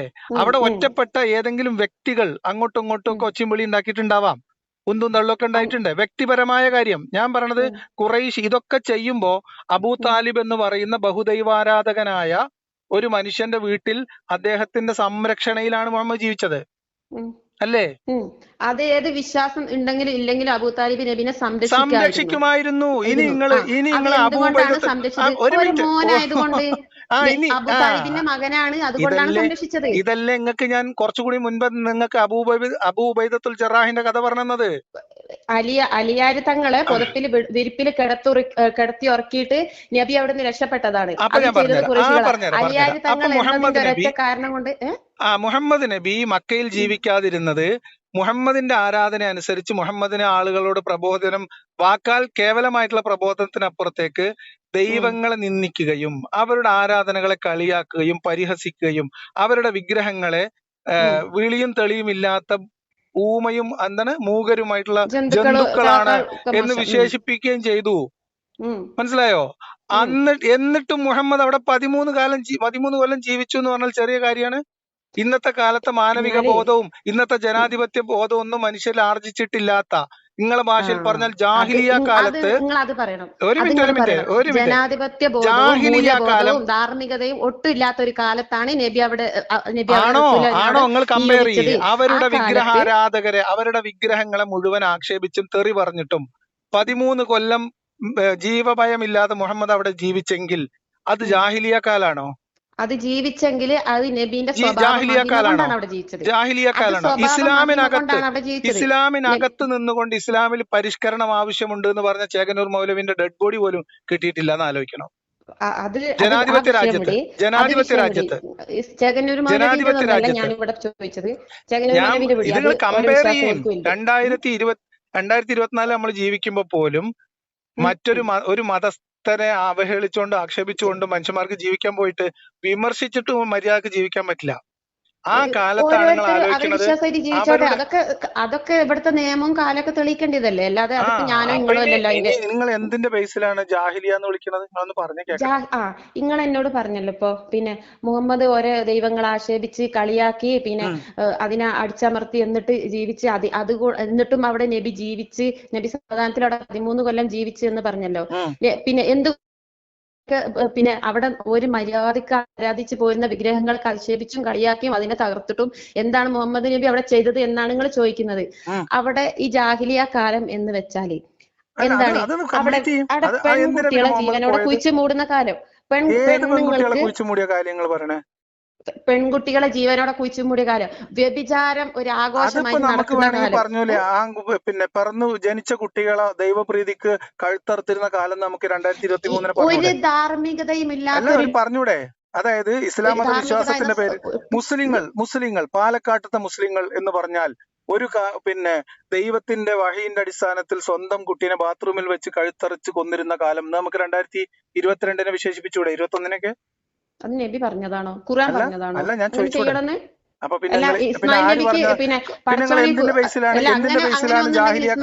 ബലിയർക്കാനുള്ള നിർദ്ദേശം ഇസ്മായിൽ നബിനെ ഇബ്രാഹിം നബിക്ക് ബലിയർക്കാനുള്ള നിർദ്ദേശം കൊടുക്കുന്നത് ഏത് ജാഹിലിയ പ്രമാണത്തിലാണ് പെൺകുട്ടികൾ ജനിച്ച കുഴിച്ചുമൂടണം? നിങ്ങളിപ്പം ചോദിച്ച് പാലക്കാട് ഒരു കുട്ടീനെ ബലി കൊടുത്തല്ലോ എന്ന് ചോദിച്ചല്ലോ. അല്ല, നിങ്ങളിപ്പോ ചോദിച്ചല്ലോ പാലക്കാട് ഒരു ഉമ്മ ഒരു കുട്ടീനെ ബലി കൊടുത്തല്ലോ അങ്ങനെ കൊടുക്കുന്നാണെങ്കിൽ ഇസ്മായിൽ നബീനെ തന്നെ അവിടെ തന്നെ അർക്കല്ലേ അവിടെ ചെയ്തോ? അങ്ങനെയല്ലല്ലോ നമ്മൾ കാര്യങ്ങൾ മനസ്സിലാക്കേണ്ടത്. അത് ഇസ്ലാം നിർദ്ദേശിച്ചതാണോ? ഇസ്ലാം കൽപ്പിക്കുന്നുണ്ടോ? മനുഷ്യബലി ഇസ്ലാം കൽപ്പിക്കുന്നുണ്ടോ? ഞാൻ ചോദിക്കട്ടെ, പാലക്കാട് സംഭവം ഇസ്ലാമികമായ ഒരു പൊതു സംഭവമാണോ? ശരി, സമ്മതിച്ചു. നിങ്ങളെ വാദം ഒരു മിനിറ്റ്. അപ്പൊ ജാഹിലിയ കാലത്ത് ഏത് പ്രമാണത്തിലാണ് പെൺകുട്ടികൾ ജനിച്ചാൽ കുഴിച്ചു മൂടണമെന്നുണ്ടായിരുന്നത്? ഏത് ജാഹിലിയ പ്രമാണത്തിലാണ്? നിങ്ങൾ ഓരോന്നും വിഷയം മാറിപ്പോലെ. നിങ്ങൾക്കൊരു കാര്യം നിങ്ങളെ കൊണ്ട് എന്താ പറയാ, എന്റെ രീതി എന്ന് വെച്ചാല് കടിച്ച പാമ്പിനെ കൊണ്ട് പറഞ്ഞുതരാം. കടിച്ച പാമ്പിനെ കൊണ്ട് വിഷറക്കുക എന്നൊരു ചൊല്ലുണ്ട് നമ്മുടെ നാട്ടില്. അപ്പൊ അതാണ് ചെയ്തത്. അതായത് പാലക്കാട് മുസ്ലിം സ്ത്രീ ഒരു സ്ത്രീ അവരുടെ മകനെ മകളെ കഴുത്തറുത്ത് കൊന്നു എന്നതുകൊണ്ട് അത് പൊതു ഇസ്ലാമിന്റെ രീതിയല്ല എന്ന് ഇപ്പൊ നിങ്ങൾ സമ്മതിച്ചു. നിങ്ങൾ വാദിക്കുന്നു, നിങ്ങൾ അങ്ങനെ വാദിക്കുന്നു, അത് ഇസ്ലാമിൽ അങ്ങനെ രീതിയല്ല. അതൊരു മാനുഷിക രീതിയാണോ? അല്ല, അല്ല, രണ്ടുമല്ല. പക്ഷെ ഒരു മുസ്ലിം ആയ ഒരു സ്ത്രീ അങ്ങനെ ചെയ്തെങ്കിൽ അതിന് ഇസ്ലാമിന് ഉത്തരവാദിത്തം ഉണ്ടോന്നാണ് എന്റെ ചോദ്യം. ഇസ്ലാമാണോ അതിന്റെ ഉത്തരവാദി? എന്നാ നിങ്ങൾ പറയൂ, എന്നാ നിങ്ങൾ പറയൂ, ജാഹിലിയ കാലഘട്ടത്തിലെ ഏത് പ്രമാണം അനുസരിച്ചിട്ടാണ് പെൺകുട്ടികൾ ജനിച്ചാൽ കുഴിച്ചു മൂടണം എന്ന് അവരെ പഠിപ്പിക്കപ്പെട്ടിട്ടുള്ളത്? ആരാ പഠിപ്പിച്ചത് അവിടെ? നിങ്ങൾ പറയൂ. അവിടെ അങ്ങനെ ആയിരുന്നു എന്നാണ് നിങ്ങൾ പറയണേ. അവിടുത്തെ പിന്നെ ജാഹിലിയ ആയിട്ടുള്ള ജനങ്ങൾ അങ്ങനെ ചെയ്തു വന്നതിന് അത് ഇല്ലാതാക്കിയ അങ്ങനെ ചെയ്തു വന്നിരുന്നു എന്നതിന് നിങ്ങൾ ഈ പറയുന്ന തെളിവല്ലാത്ത എന്താ ഉള്ളത് എന്ന്. ഇപ്പൊ നമ്മുടെ നാട്ടില് പിന്നെ പലതരത്തിലുള്ള അന്ധവിശ്വാസം ഞാൻ പറയാം, നിങ്ങൾക്ക് ചരിത്രപരമായിട്ട് ഇതിനെ കേൾക്കൂ. ഒന്ന്, പെൺകുട്ടികൾ അവിടുത്തെ സമാന്തരമായിട്ട് എഴുതി വെക്കപ്പെട്ട ലോക ചരിത്രം ഉണ്ട് ആ അറബ് നാടിനെ കുറിച്ച്. അറേബ്യയില് ജാഹിലിയ എന്ന് നിങ്ങൾ വിളിക്കുന്ന കാലത്ത് ഒരു പെൺകുട്ടി ജനിക്കുന്നതിനെ വലിയ അനുഗ്രഹമായിട്ട് കണ്ടിരുന്ന മനുഷ്യരാണ് അവിടെയുള്ള ആണുങ്ങള്, അവിടുത്തെ പിതാക്കന്മാര്. മനസ്സിലായോ? The marriage and kingship in pre Islamic Arabia എന്ന് പറഞ്ഞൊരു പുസ്തകമുണ്ട്. നിങ്ങളൊന്ന് വായിക്കേ. നിങ്ങൾ വായിക്കേ. എഴുതിയ ആളുടെ പേരിന് എന്താ പ്രസക്തി? അത് മുസ്ലിം അല്ല, അത് മുസ്ലിം എഴുതിയതോ അമുസ്ലിം എഴുതിയതോ മീൻസ് മുസ്ലിം ആയിട്ടുള്ള ആൾ എഴുതിയതല്ല, നിഷ്പക്ഷമായിട്ടുള്ള ചരിത്രം എഴുത്താണത്. ആ ചരിത്ര പുസ്തകത്തിൽ പറയുന്നത് അവിടെ ഉണ്ടായിരുന്ന വിവിധ തരം കല്യാണങ്ങളെ കുറിച്ച്, സ്ത്രീകളുടെ ജീവിതത്തെ കുറിച്ച്, കല്യാണങ്ങൾ ഉണ്ടായിരുന്നതിനെ കുറിച്ചൊക്കെയാണ്. അപ്പൊ അതിൽ തെറ്റും ശരിയുമായിട്ടുള്ള എല്ലാ കാര്യങ്ങളും അതിനകത്ത് വിശദീകരിക്കുന്നുണ്ട്. അതിൽ ജീവിച്ച ആളായിരിക്കും. ഇങ്ങനെയാണോ നിങ്ങൾ ചരിത്രവായന നടത്തുന്നത്? നിങ്ങൾ എന്നോട് ചോദിച്ചല്ലോ ഈ പെൺകുട്ടികളെ ജീവനോടെ കുഴിച്ചു മൂടി നിങ്ങൾ എവിടുന്നാ കേട്ടത്? ഖുർആനിലുള്ള കാര്യമാണ്. ഖുർആനിലുള്ള കാര്യം, ഖുർആനിലുള്ളതാണ്. ജാഹിലിയത്തിനെ പറ്റി പ്രതിപാദിക്കുന്ന ഖുർആനിലുള്ള കാര്യമാണ്. ഇതിനൊക്കെ അന്ധതയെന്ന് ഞാൻ തെളിവ് തരാന്ന്. മുഹമ്മദ് നബിക്ക് ഈ നുബുവത്തൊക്കെ കിട്ടുന്നതിന് മുമ്പ് എത്ര പെൺകുട്ടികൾ ജനിച്ചിട്ടുണ്ട്? മുഹമ്മദ് നബിക്ക് സൈനബ്, റുഖിയ, ഉമ്മ കുൽസും, ഫാത്തിമ, 4 പെൺകുട്ടികൾ ജനിച്ചില്ലേ? ഏതിനേലും കുഴിച്ചിട്ടോ? നബി കുഴിച്ചിടാൻ വേണ്ടിട്ടല്ലോ. ഖദീജാന്റെ കുട്ടികളല്ലേ? അത് നബിന്റെ മക്കളല്ലേ? അന്നെ ഖദീജാന്റെ കുട്ടികളല്ലേ? നബിന്റെ മക്കളല്ലേ? ഖദീജ മുഹമ്മദ് ഒക്കെ അന്ന് ജാഹിലിയത്തിൽ തന്നെ അല്ലേ? നബി ജാഹിലിയത്തല്ല, അത് പോട്ടെ. ഖദീജ എങ്ങനെയാണ് അത്രയും വലിയൊരു പെണ്ണായി അവിടെ? എങ്ങനെ ഉണ്ടായത്? അത്ര വലിയ വ്യാപാരി സമ്പന്നായത് എങ്ങനെയാണോ? അല്ല, അവര് കുഴിച്ചിട്ടില്ല. അപ്പൊ കുഴിച്ചിട്ടിട്ടില്ലാന്നോ?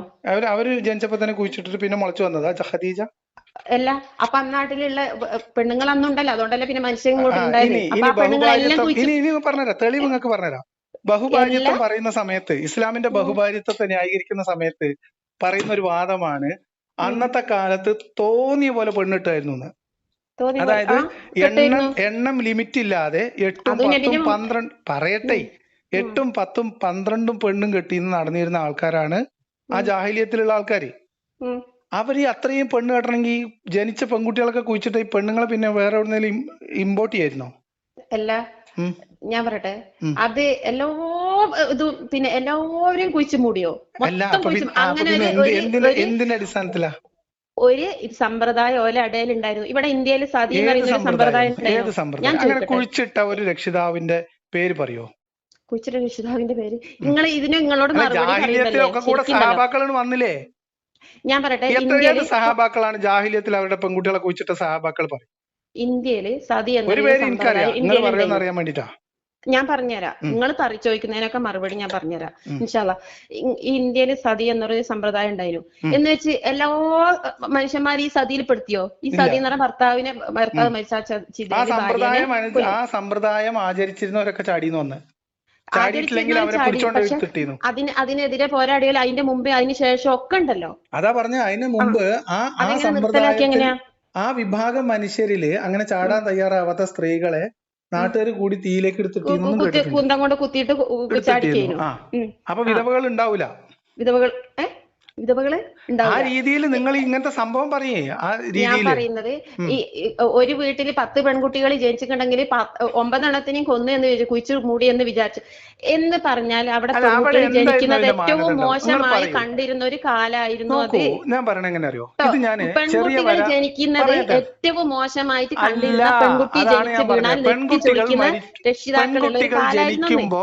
പെൺകുട്ടികൾ ജനിക്കുന്നതിനെ അനുഗ്രഹമായി കണ്ടിരുന്നവരും ദൈവത്തെ സ്തുതിച്ചിരുന്നവരുമായിരുന്നു. അത് നബിക്ക് ശേഷം അല്ലാന്ന് ഈ പറയണതേ. അതല്ലേ അതിന്റെ പറഞ്ഞേ. തെളിവ് നിങ്ങൾ അതിന് മുമ്പ് ആരോ ഉണ്ടാക്കിയ book marriage and kinship in Arabia എന്ന് പറയുന്ന പുസ്തകങ്ങൾ വായിക്കും. ഞാൻ ആ പുസ്തകത്തിന്റെ പേര് പറഞ്ഞല്ലോ. ഇപ്പാരോ എഴുതിയ ഇസ്ലാം വിരോധികൾ ഇപ്പോഴൊന്നും എഴുതിയതൊന്നുമല്ല, ഇസ്ലാം വിരോധികള്. അല്ല, നിങ്ങളെ പോലത്തെ ഇതെങ്ങനെ സംഭവം പരിഷ്കർത്താവ് അറിയോ? ഞാൻ ഇതിനു മുൻപ് വലിയ വര ചെറിയ വര എന്നൊരു വീഡിയോ ചെയ്തിട്ടുണ്ട്. നിങ്ങളൊരു വര വരച്ചു, അല്ല ഇപ്പൊ ഞാനൊരു വര വരച്ചു.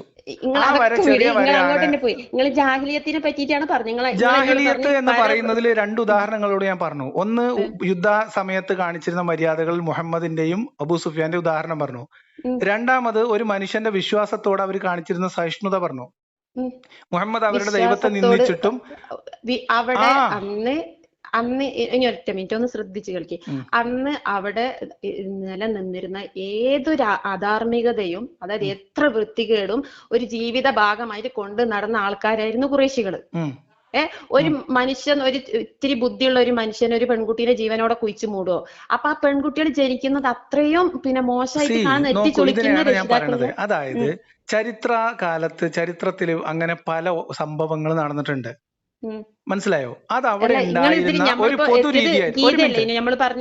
സ്ത്രീകൾ പറയട്ടെ, പാലക്കാട് സ്ത്രീ കുട്ടിയുടെ കഴുത്തറുത്ത് കൊല്ലുന്നതിന് പോലെ ഒറ്റപ്പെട്ട സംഭവങ്ങൾ ഏതെങ്കിലും ആളുകൾ എന്തെങ്കിലും അന്ധവിശ്വാസത്തിന്റെ ഭാഗമായിട്ടോ അല്ലെങ്കിൽ വേറെ എന്തെങ്കിലും ജീവിത സാഹചര്യത്തിലോ അവിടെ ചെയ്തിരുന്നോ ഇല്ലേ എന്നതിന് പോലും കൃത്യമായ തെളിവുകളില്ല. കൃത്യമായ തെളിവ് ഖുർആനില പറഞ്ഞ ഒറ്റ വാക്കുള്ളൂ. പറയട്ടെ, ഖുർആനില പറയുന്നത് മാത്രമേ ഉള്ളൂ. മനസ്സിലായോ? അതല്ലാതെ അങ്ങനെ സംഭവങ്ങൾ എത്രയോ സഹാബാക്കൾക്ക് ഇപ്പൊ ഉമർ അവിടുത്തെ ഏറ്റവും വലിയ ജാഹിലിയത്തിൽ ഏറ്റവും വലിയ ജാഹിലായിരുന്നല്ലോ ഉമർ. ഉമറിന്റെ മകൾ ഹഫ്സല്ലേ കുഴിച്ചിട്ടീന്നോ? അതിനുശേഷല്ലേ ഉണ്ടായത്? ഉമറിന്റെ മകൾ ഹഫ്സ നുബുവത്തിന് ശേഷം ഉണ്ടായ കുട്ടിയാ? അല്ലെങ്കിലും ശരി ആയിരിക്കും. മുഹമ്മദ് ജാഹിലിയത്തിലെ ഒരു പ്രതീകം പറയാൻ പറഞ്ഞാൽ ഏറ്റവും വലിയ ജാഹിൽ ഉമറായിരുന്നില്ലേ? അല്ല, ഞാൻ ചോദിക്കുന്നതല്ലേ, നിങ്ങൾ പറയും ജാഹിലിയത്തിന്റെ ഏറ്റവും ക്രൂരനായിട്ടുള്ള ജാഹിൽ ആരായിരുന്നു? ഉമറല്ലേ? ഉമറില്ലാത്ത പെൺകുട്ടികളെ കുറിച്ച് മൂടിയിട്ടുണ്ടോ? അത് നിങ്ങൾ പഠിച്ചോ? ഉണ്ടോ? ഞാൻ പഠിച്ചിട്ടുണ്ട്, ഉണ്ടെന്നാണ് ഞാൻ പഠിച്ചത്. അപ്പൊ അഫ്സയോ? അതല്ലേ ചോദിക്കുന്നത്. എല്ലാ മക്കളെയും കുഴിച്ചു മൂടിയോ? അപ്പൊ പിന്നെ ജനിക്കുന്നത് മുഴുവൻ കുഴിച്ചു മൂടിയോ? അപ്പൊ പിന്നെ ജനിക്കുന്ന കുട്ടികളെ മുഴുവനും അപ്പൊ പിന്നെ അവിടെ എല്ലാ കുട്ടികളും ജനിച്ചു വരുന്ന എല്ലാ പെൺകുട്ടികളും അങ്ങനെ തന്നെ കുഴിച്ചു മൂടി രഹസ്യമായിട്ട് വളർന്ന മക്കളുണ്ട്. അവിടെ രഹസ്യമായിട്ട് ജീവനോടെ കുഴിച്ചു മൂടിയിരുന്ന കാലഘട്ടം എന്നല്ലേ പറഞ്ഞത്? അവിടെ രഹസ്യമായി വളർന്ന മക്കളുണ്ട്, പെൺകുട്ടികളുണ്ട്. പിന്നെ എല്ലാ മക്കളൊന്നും അത് നിങ്ങൾ പറയും രഹസ്യം വളർന്നതാണോ? രഹസ്യമായിട്ട് വളർന്ന കുട്ടികൾ അവിടെ പെൺകുട്ടികളെ അറിയിക്കാതെ ഒരു ജീവിതത്തിന് ഒരു ആ നാടിന്റെ ഒരു ഭാഗമാക്കിയിട്ട് അവർ കൊണ്ടു നടന്നു. എന്ന് വെച്ചാൽ പെൺകുട്ടി ഇഷ്ടമല്ല, അവർക്ക് പെൺകുട്ടികൾ ജനിക്കുന്നത് ഇഷ്ടമല്ല, അത് കുഴിച്ചു മൂടുന്ന ഒരു കാലം തന്നെ എന്ന് വെച്ച് കുഴിച്ചു മൂടി എന്നതല്ല. നമ്മുടെ നാട്ടിൽ ഭ്രൂണഹത്യ, ഭ്രൂണഹത്യ ഇപ്പോൾ നടക്കുന്നുണ്ട്. അത് ഇന്ത്യൻ സംസ്കാരമാണോ? അല്ല. സിമ്പിൾ. അപ്പൊ ഇതിനെ നിങ്ങൾ ജാഹിലിയ എന്ന് പറഞ്ഞ ഒരു ജനതയുടെ മൊത്തം സംസ്കാരമായിട്ട് നിങ്ങൾ ആക്ഷേപിക്കുന്നതിനാണ് പ്രശ്നം. ഖുർആനിൽ അങ്ങനെ എന്തൊക്കെ വൃത്തിയോട് പറഞ്ഞിട്ടുണ്ട്, അത് വിടൂ. നമ്മൾ ചരിത്രത്തെ അളക്കേണ്ടത്. നോക്കൂ, നമ്മളെ നാട്ടിൽ ഒരു ക്രിമിനൽ പ്രവർത്തനം നടക്കുന്നുണ്ട്, ഒരു ദുരാചാരം, ഒരു അന്ധവിശ്വാസത്തിന്റെ പേരിൽ തന്നെ ഒരു ദുരാചാരം നടക്കുന്നുണ്ടെങ്കിൽ അത് ഒരു ജനതയുടെ മൊത്തം സംസ്കാരമായിരുന്നു എന്ന് പറയുന്നത് നിങ്ങളുടെ വര വലിയ വരയാണെന്ന് കാണിക്കാൻ വേണ്ടി നിങ്ങളല്ല പറയുന്നത്. ഞാനത് ജാഹിലിയ കാലത്തിൽ പെൺകുട്ടികളെ ജീവനോടെ കുഴിച്ചു മൂടിയിരുന്നെന്ന് ഞാൻ വിശ്വസിക്കുന്നത് ചരിത്രത്തിലൂടെ അല്ല, ഖുർആനിലൂടെയാണ്. ചരിത്ര കാര്യത്തെ ഖുർആൻ വെച്ച് വിശദീകരിച്ചാൽ നിങ്ങൾക്ക് വാലും തല ഉണ്ടാവില്ല. ഖുർആൻ ഉണ്ടാവില്ല, ചിന്തിക്കുന്നവർക്ക് ഉണ്ടാവും. ഇനി ഞാൻ പറയട്ടെ, നോക്കൂ, അത്തരം അന്ധവിശ്വാസങ്ങൾ ഉണ്ടായിരുന്ന ആളുകൾ, അത്തരം ദുരാചാരങ്ങൾ ചെയ്തിരുന്ന ആളുകൾ, അന്ധവിശ്വാസത്തിന്റെയോ മറ്റെന്തെങ്കിലും കാരണം കൊണ്ട് പെൺകുട്ടികളെ കുഴിച്ചിട്ട ആളുകൾ ആ കാലഘട്ടത്തിൽ ഉണ്ടായിരുന്നിരിക്കാം. ഈ കാലഘട്ടത്തിൽ 2024 പെൺ ഭ്രൂണഹത്യകൾ ലോകത്ത് പലയിടത്തും നടക്കുന്നുണ്ട്. അപ്പൊ ഇത് ഒരു ജനതയുടെ സംസ്കാരമാണ് എന്ന് പറയാൻ കഴിയില്ല എന്നാണ് ഈ പറഞ്ഞത്. അത് വെച്ചിട്ട് നമ്മൾ ഒരു ജനതയെ ഡീഗ്രേഡ് ചെയ്യാൻ പറയട്ടെ. പെൺകുട്ടിയെ മാത്രം തെരഞ്ഞു പിടിച്ചിട്ട് ഭ്രൂണഹത്യ നടത്തി 2024 തോന്നുന്നു നിങ്ങൾ പറഞ്ഞിരിക്കും. അതെങ്ങനെ ഉണ്ടാവും പറഞ്ഞല്ലോ. ഭ്രൂണഹത്യ നടക്കുന്നുണ്ട്. നിങ്ങൾ കണക്ക് നോക്ക്. പെണ്ണാണോ എന്ന് തന്നെ നോക്കിയിട്ട് ഭ്രൂണഹത്യ നടത്തുന്നുണ്ട്. കുട്ടികളെ കൊല്ലുന്ന രക്ഷിതാക്കൾ ഇഷ്ടം പോലെ ഉണ്ട്. ഭ്രൂണഹത്യകൾ ഇപ്പോഴും നടക്കുന്നുണ്ട്. പെണ്ണിനെ മാത്രം നോക്കി നടക്കുന്നത്. സ്കാനിങ്ങിലൂടെ പെൺകുട്ടിയാണോ ആൺകുട്ടിയാണോ തിരിച്ചറിഞ്ഞ് പെൺ ഭ്രൂണഹത്യകൾ അതിന്റെ ഭാഗമായിട്ടല്ലേ നമ്മളെ നാട്ടിലെ സ്കാനിങ്ങിൽ ലിംഗനിർണയം നിരോധിച്ചത്. അതും ഇതൊന്നും ബന്ധമില്ല. ഇല്ല, ബന്ധമുണ്ട്. പറഞ്ഞുതരാം, എങ്ങനെയാന്ന് പറഞ്ഞുതരാം. നോക്കൂ, ഞാൻ പറയണത് വലിയ വര ചെറിയ വര സിദ്ധാന്തം കൊണ്ട് കാര്യമില്ല. നിങ്ങളുടെ വര വലിയ വരയും മികച്ച വരയും ആവണമെങ്കിൽ ആ വര ഇറ്റ്സെൽഫ് അതിന്റെ ആട്രിബ്യൂട്ട്സ് വെച്ചിട്ട് നന്നാവണം. ഇസ്ലാം മികച്ചതാവണമെങ്കിൽ ജാഹിലിയത്തിനെ മോശമാക്കുക എന്ന വലിയ വര ചെറിയ വര സിദ്ധാന്തത്തിന്റെ ഭാഗമായിട്ടാണ് ജാഹിലിയ കഥകൾ പറയുന്നത്. ഈ ജാഹിലിയ കഥയിൽ നിന്ന് നമ്മൾ ഇന്ന് 24-ാം നൂറ്റാണ്ടിൽ 2024 മനുഷ്യർ പോലും ആർജിക്കാത്ത മൂല്യങ്ങൾ പലയിടത്തും നമുക്ക് ഇസ്ലാമിക ചരിത്രത്തിൽ എഴുതി വെച്ച ജാഹിലിയ മനുഷ്യരുടെ ഇടയിൽ കാണാൻ പറ്റും. അതിന്റെ ഒന്നാം നമ്പർ തെളിവാണ് കഅബയിലുണ്ടായിരുന്ന വിഗ്രഹങ്ങളെ, അതായത് മുഹമ്മദിന് ചെല്ലും ചെലവും കൊടുത്ത് പോറ്റി വളർത്തിയ അബൂ താലിബ് ആരാധിക്കുന്ന ദൈവങ്ങളെ വിളിയും തെളിയും ഇല്ലാത്ത ജന്തുക്കൾ എന്ന് ആക്ഷേപിച്ചിട്ട് മുഹമ്മദ് ആ വീട്ടിൽ കിടന്നുറങ്ങുകയും അവിടുന്ന് ഭക്ഷണം കഴിക്കുകയും ചെയ്തത്. മനസ്സിലായോ? അതാണ് സഹിഷ്ണുത. നമ്മുടെ നാട്ടിൽ 2024 ഇന്ത്യ പോലെയുള്ള ഒരു ജനാധിപത്യ രാജ്യത്ത് ഏത് മതം സ്വീകരിക്കാനും ആശയം പ്രചരിപ്പിക്കാനും ഒക്കെ അവകാശമുള്ള നാട്ടിൽ ഒരു കുട്ടി രാവിലെ ഞാൻ എനിക്ക് ഇപ്പൊ അള്ളാലൊന്നും വിശ്വാസമല്ലപ്പാ, ഞാൻ നിസ്കരിക്കണോ അതൊന്നും ഇല്ല പറഞ്ഞ ഓൻ അന്നാ വീട്ടിൽ നിന്ന് പുറത്താണ്. അതുണ്ടാവോ അങ്ങനെ നമ്മളെ നാട്ടിൽ സംഭവിക്കും. അത് കുറച്ച് മുമ്പേ, ഇപ്പൊ നിങ്ങൾ ഇപ്പോഴല്ലേ മുർത്തത്, അതായത് ഇത് ഒരു 5-10 കൊല്ലം മുമ്പേ നിങ്ങളെ മനസ്സിലുള്ള ഇതെന്തേലും ഇസ്ലാമിനെ പറ്റിയുള്ള? അല്ല, ഞാൻ ചോദിക്കട്ടെ, അപ്പൊ നോക്കൂ, 2024 ജനാധിപത്യ രാജ്യത്ത് ജീവിക്കുന്ന വിദ്യാസമ്പന്നരായ കേരളത്തിൽ ജീവിക്കുന്ന ഒരു മുസ്ലിം വാപ്പാന്റെ മകൻ മുർത്തതായിട്ട് അള്ളാഹുവിനെ തള്ളിക്കളഞ്ഞാൽ ഓനെ വീട്ടിൽ നിന്ന് പുറത്താവും. കൈകാര്യം ചെയ്യാനും മടിക്കൂല. ഓന്റെ കുടുംബം നഗർക്കും ഒക്കെ ചെയ്യും. അതേ സമയത്ത് നിങ്ങൾ ജാഹിലിയ എന്ന് വിളിച്ച് ആക്ഷേപിക്കുന്ന കാലത്ത് മുഹമ്മദ് അബൂ താലിബും അബ്ദുൽ മുത്തലിബും ഒക്കെ ആരാധിച്ചിരുന്ന വിഗ്രഹങ്ങളെ ജന്തുക്കളെന്നും വൃത്തികെട്ടവർന്നും നജസ് എന്നൊക്കെ വിളിച്ചപ്പോഴും അവിടെ സ്വസ്ഥമായും സമാധാനമായും ആ വീട്ടിൽ അന്തി ഉറങ്ങി അവിടുന്ന് ഭക്ഷണം കഴിച്ച് ജീവിച്ചു. ഞാൻ പഠിച്ച പുസ്തകത്തില്, ചരിത്രത്തില് ഈ അബൂ താലിബ് ഇസ്ലാം സ്വീകരിക്കാൻ വേണ്ടി 2-3 വട്ടം ഇസ്ലാം സ്വീകരിക്കാൻ നബീന്റെ അടുത്ത് വരികയും പിന്നെ അടുത്ത് നബീനെ വിളിക്കുകയും ഇസ്ലാമിലേക്ക് വരാൻ വേണ്ടിയിട്ട് ഇസ്ലാം സ്വീകരിക്കാൻ ശ്രമിക്കുകയും ചെയ്തപ്പോ ഖുറൈശി പ്രമാണിമാരെ ഭയന്നിട്ട് ആഗ്രഹത്തിന്റെ പുറകിൽ നമുക്ക് മോഹഭംഗം അതിങ്ങളെങ്ങനെ ഇട്ടോളി, അതിങ്ങനെ. കാരണം നിങ്ങള് ഇതെന്താന്ന് വെച്ചിട്ടുണ്ടെങ്കിൽ കുറച്ച് എന്തോ ഖുർആനിൽ വായിച്ച് കണ്ണ് ഇറുക്കി അടച്ചു പിടിച്ചിട്ടില്ല. അതിന്റെ അപ്പുറത്തും ഇപ്പുറത്ത് പുസ്തകങ്ങളുണ്ട്. ഇതെന്താ സംഭവം എന്ന് വെച്ചാല് ഇസ്ലാം എന്ന് പറഞ്ഞാല് കുറച്ച് ചട്ടങ്ങളും വ്യവസ്ഥകളും ആ ചട്ടങ്ങൾക്കാണ് പ്രശ്നം. ആ ചട്ടങ്ങളും നിയമങ്ങളും എന്ന് പറയുന്നത് മനുഷ്യത്വം തൊട്ട് തീണ്ടിയിട്ടില്ലാത്തതും പറഞ്ഞുതരാ. ഇസ്ലാമില് കുറച്ച് ചട്ടങ്ങളും കോണൊക്കെ ഉണ്ട്. അത് ആ കാലഘട്ടത്തിലെ അന്യപെണ്ണിനെ പ്രാപിക്കാൻ പാടില്ല എന്ന് പറയുന്നതാണോ ചട്ടം? ഇല്ല, അങ്ങനെ ഒരു പ്രാപിക്കാൻ പാടില്ലാത്ത ഇസ്ലാമൊന്നും ഇസ്ലാമില്ല. ഏത് പെണ്ണിനെ പ്രാപിക്കാൻ പാടില്ല? ശരിയാണോ? ഏത് പെണ്ണിനെ പ്രാപിക്കാൻ പാടില്ല ഇസ്ലാമില്? 33-50 വായിച്ച കേക്കട്ടെ. 33-50 ഖുർആൻ ഒന്ന് വായിച്ച് കേക്കട്ടെ. നിങ്ങൾ വായിച്ചോളി. ഖുർആൻ 33-50. നിങ്ങൾ പറഞ്ഞല്ലോ ഇസ്ലാം എന്ന് പറഞ്ഞാൽ അതല്ല ചട്ടക്കൂട്. നിങ്ങൾ എന്തെങ്കിലും ചട്ടക്കൂട് അറിയുമ്പോ വേഗം സ്ത്രീ പുരുഷൻ സെക്സിലേക്ക് വരും. അതാകുമ്പോ ആൾക്കാർക്ക് പറയാൻ ജാഗ്രതയുള്ള ഒരു മേഖലയാണല്ലോ. ഇതുകൊണ്ടാണ് അത്രേ ഉള്ളൂ. എനിക്ക് അങ്ങനത്തെ ജാഗ്രതയുള്ള ആളല്ല. ഞാൻ പറഞ്ഞുതരാം. സ്വാതന്ത്ര്യത്തോടുകൂടി നടക്കണം. അതിന് ഇസ്ലാം അനുവദിക്കില്ല. എന്ത് സ്വാതന്ത്ര്യത്തോടെ? ഇസ്ലാമിന്റെ ചട്ടക്കൂട് പറഞ്ഞ പെണ്ണിന്റെ കൂട് മാത്രമേ ഉള്ളൂ. പ്രധാനമായിട്ട് ഇപ്പൊ ഇന്ന് പരാമർശിക്കുന്ന വിമർശിക്കപ്പെടുന്ന ഒരു സംഭവം. എന്റെ വിമർശനത്തിൽ നിങ്ങൾ അതാണോ പ്രധാന വിഷയമായിട്ട് കേൾക്കുന്നത്? നിങ്ങൾ എന്നോട് ഇതിനു മുമ്പ് സംസാരിച്ചപ്പോ സ്ത്രീ സ്വാതന്ത്ര്യത്തെ പറ്റി എന്നോട് കുറെ വട്ടം പറഞ്ഞത്. ഞാൻ ചോദിക്കുന്നത്, നിങ്ങൾ എന്റെ വീഡിയോകളിൽ, ഞാൻ ചെയ്യുന്ന വീഡിയോകളിൽ ഇത് വിഷയീഭവിക്കുന്നത് എത്ര ശതമാനം വീഡിയോകളിലായിരിക്കും? എന്ത് ഈ സ്ത്രീകളുമായി ബന്ധപ്പെട്ട കാര്യം? അതൊരു വലിയ വിഷയം തന്നെയാണ്. നമ്മൾ തമ്മിൽ സംസാരിക്കുമ്പോ ഇപ്പൊ ഞാൻ പറയുന്നു ബദർ പറഞ്ഞു, അടിമത്തം പറഞ്ഞു, ഇതൊക്കെ സ്ത്രീയുമായിട്ട് ബന്ധപ്പെട്ടതാണോ? പറയുന്നുണ്ട്. ഞാൻ നിങ്ങളോട് ആണോ? നിങ്ങളെ അല്ലല്ലോ, ഞാൻ ചോദിക്കുന്നത് നിങ്ങൾ ചെയ്യുന്ന വീഡിയോ ഇല്ലേ, നിങ്ങൾ ചെയ്യുന്ന വീഡിയോകൾ മണിക്കൂറുകളോളം ഉള്ളതാണ്. നിങ്ങളിപ്പോ ചെയ്ത തന്ത്രം എന്താന്ന് വെച്ചാൽ, ഇസ്ലാമിന്റെ ചട്ടക്കൂട് എന്ന് പറഞ്ഞിട്ട് ആളുകൾക്ക് പൊതുവെ പബ്ലിക്കായിട്ട് പച്ചക്ക് പറയാൻ ജാള്യതയുള്ള വിഷയങ്ങളിലേക്ക് എടുത്തിടാം. അതായത് സെക്സിലേക്ക് പോവാ. ഇത് മൂല്യന്മാരുൾപ്പെടെ സാധാരണക്കാരുൾപ്പെടെ, അതായത് ഇസ്ലാം ഉപേക്ഷിക്കുന്നത് കുത്തഴിഞ്ഞ ജീവിതം നയിക്കാനാണെന്നാണ് വാദം. ആര് വാദിക്കുന്നത്? അല്ല, മൊത്തത്തിൽ ഇസ്ലാമിന് ചട്ടക്കൂടുണ്ട്. എന്താണ് ചട്ടക്കൂട്? ഞാൻ പറഞ്ഞു, നിങ്ങൾ ഇന്നൊന്ന് കേൾക്കി, ഒരു മിനിറ്റ് കേൾക്കി. നിങ്ങളിപ്പോ പറഞ്ഞതിന്റെ മണ്ടത്തരത്തിന്റെ ആഴങ്ങൾ പറഞ്ഞു. നിങ്ങൾ സ്ത്രീയാണല്ലോ. ഒരു മനുഷ്യനെ സംബന്ധിച്ച് ചട്ടക്കൂട് എന്ന് പറയുന്നത്, ഒരു സാമൂഹ്യ ജീവിതത്തിന്റെ ചട്ടക്കൂട് പറഞ്ഞാൽ രണ്ട് വ്യക്തികൾ തമ്മിലുള്ള ശാരീരിക ബന്ധമല്ല. അത് മാത്രമല്ല, ഞാൻ പറഞ്ഞുതരാം.